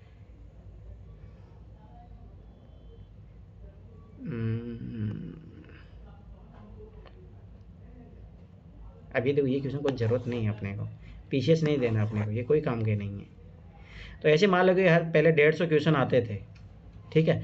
तो ये याद रखना कि 150 में से अपने जो है लगभग 50 क्वेश्चन के, 50 से 60 क्वेश्चन काम के रहेंगे जीएस के, 15-20 क्वेश्चन उसके मान लो, तो मतलब आधे क्वेश्चन काम के रहेंगे अपने। अब देखो ये अफ्रीका राष्ट्रीय कांग्रेस है, गुप्त सेना कौन था, कोई ज़रूरत नहीं है इसको पढ़ने की। अब देखो यही फ़ायदा है मेंटरशिप का। नहीं तो बच्चे क्या होता है कि आप जैसे टॉपर बोल देते नहीं पीवाईक्यू करो, कोई टॉपर बोल दे भाई 1995 से करो, वो सारा रटने लग जाते हैं। तो ये हमेशा याद रखना, सारे नहीं पढ़ना, ठीक है। तो कल से अपन करेंगे ये, जिसमें ज़्यादा टाइम नहीं लगेगा। अपन ये है कि आपको बैठना पड़ेगा, ये चीज़ याद रखना। लगभग अगर अपन जीएस की 2 घंटे भी क्लास करें ना, तो ये मेरे को नहीं लगता 5 दिन भी नहीं लगेंगे इसको कंप्लीट करने में। तो मतलब इस वीक का टारगेट ये है, मैं इसको कंप्लीट करा दूंगा अगले वीक तक। मतलब ये मान के चलो 20 तारीख तक मुझे कंप्लीट कराना है पॉलिटी। संडे को मुझे क्लास लेनी पड़ी तो मैं लूँगा, मैं पहले बता रहा हूँ। पर मैं 20 तारीख से ज़्यादा किसी भी हालतों से इस पॉलिटी को नहीं लेके जाऊँगा, क्योंकि पॉलिटी इंपॉर्टेंट है, इसलिए थोड़ा इसमें टाइम लगेगा। हिस्ट्री हो जाएगा फटाफट, ठीक है। तो हो जाएगा, टेंशन मत लो, वो मुझे पता कैसे करवाना, ठीक है। तो ये चीज़ याद रखना, हो जाएगा। पर याद रखो, देखो जो मैंने काम दिया होमवर्क का वो साइड बाय साइड करते रहो। जब वो पढ़ के रखोगे ना तो मैं फटाफट जब R&D करवाऊंगा, लक्ष्मीकांत से पढ़वाऊंगा, तो बस वो रटी हुई होनी चाहिए, एकदम रट जानी चाहिए, वो चीज़ें याद रखना। चलो ठीक है, फिर बाय बाय, गुड नाइट, कल मिलते हैं फिर। सर एक हाँ। क्वेश्चन था। हाँ, जैसे R&D आप 2010 तक करोगे, उसके बाद नहीं करोगे? मतलब बता 11 तो से रहा हूँ ना, फिर 24 तक? 2011 से लेके 24 तक अपन डायरेक्ट लक्ष्मीकांत से पढ़ेंगे। यहाँ से जरूरत नहीं है ना, फिर अब डिटेल में पढ़ेंगे ना अपन। अपने को देखो इससे क्या समझ में आएगा, अपने देखो 1993 से लेके 2024 तक कर लिया अपने क्वेश्चन।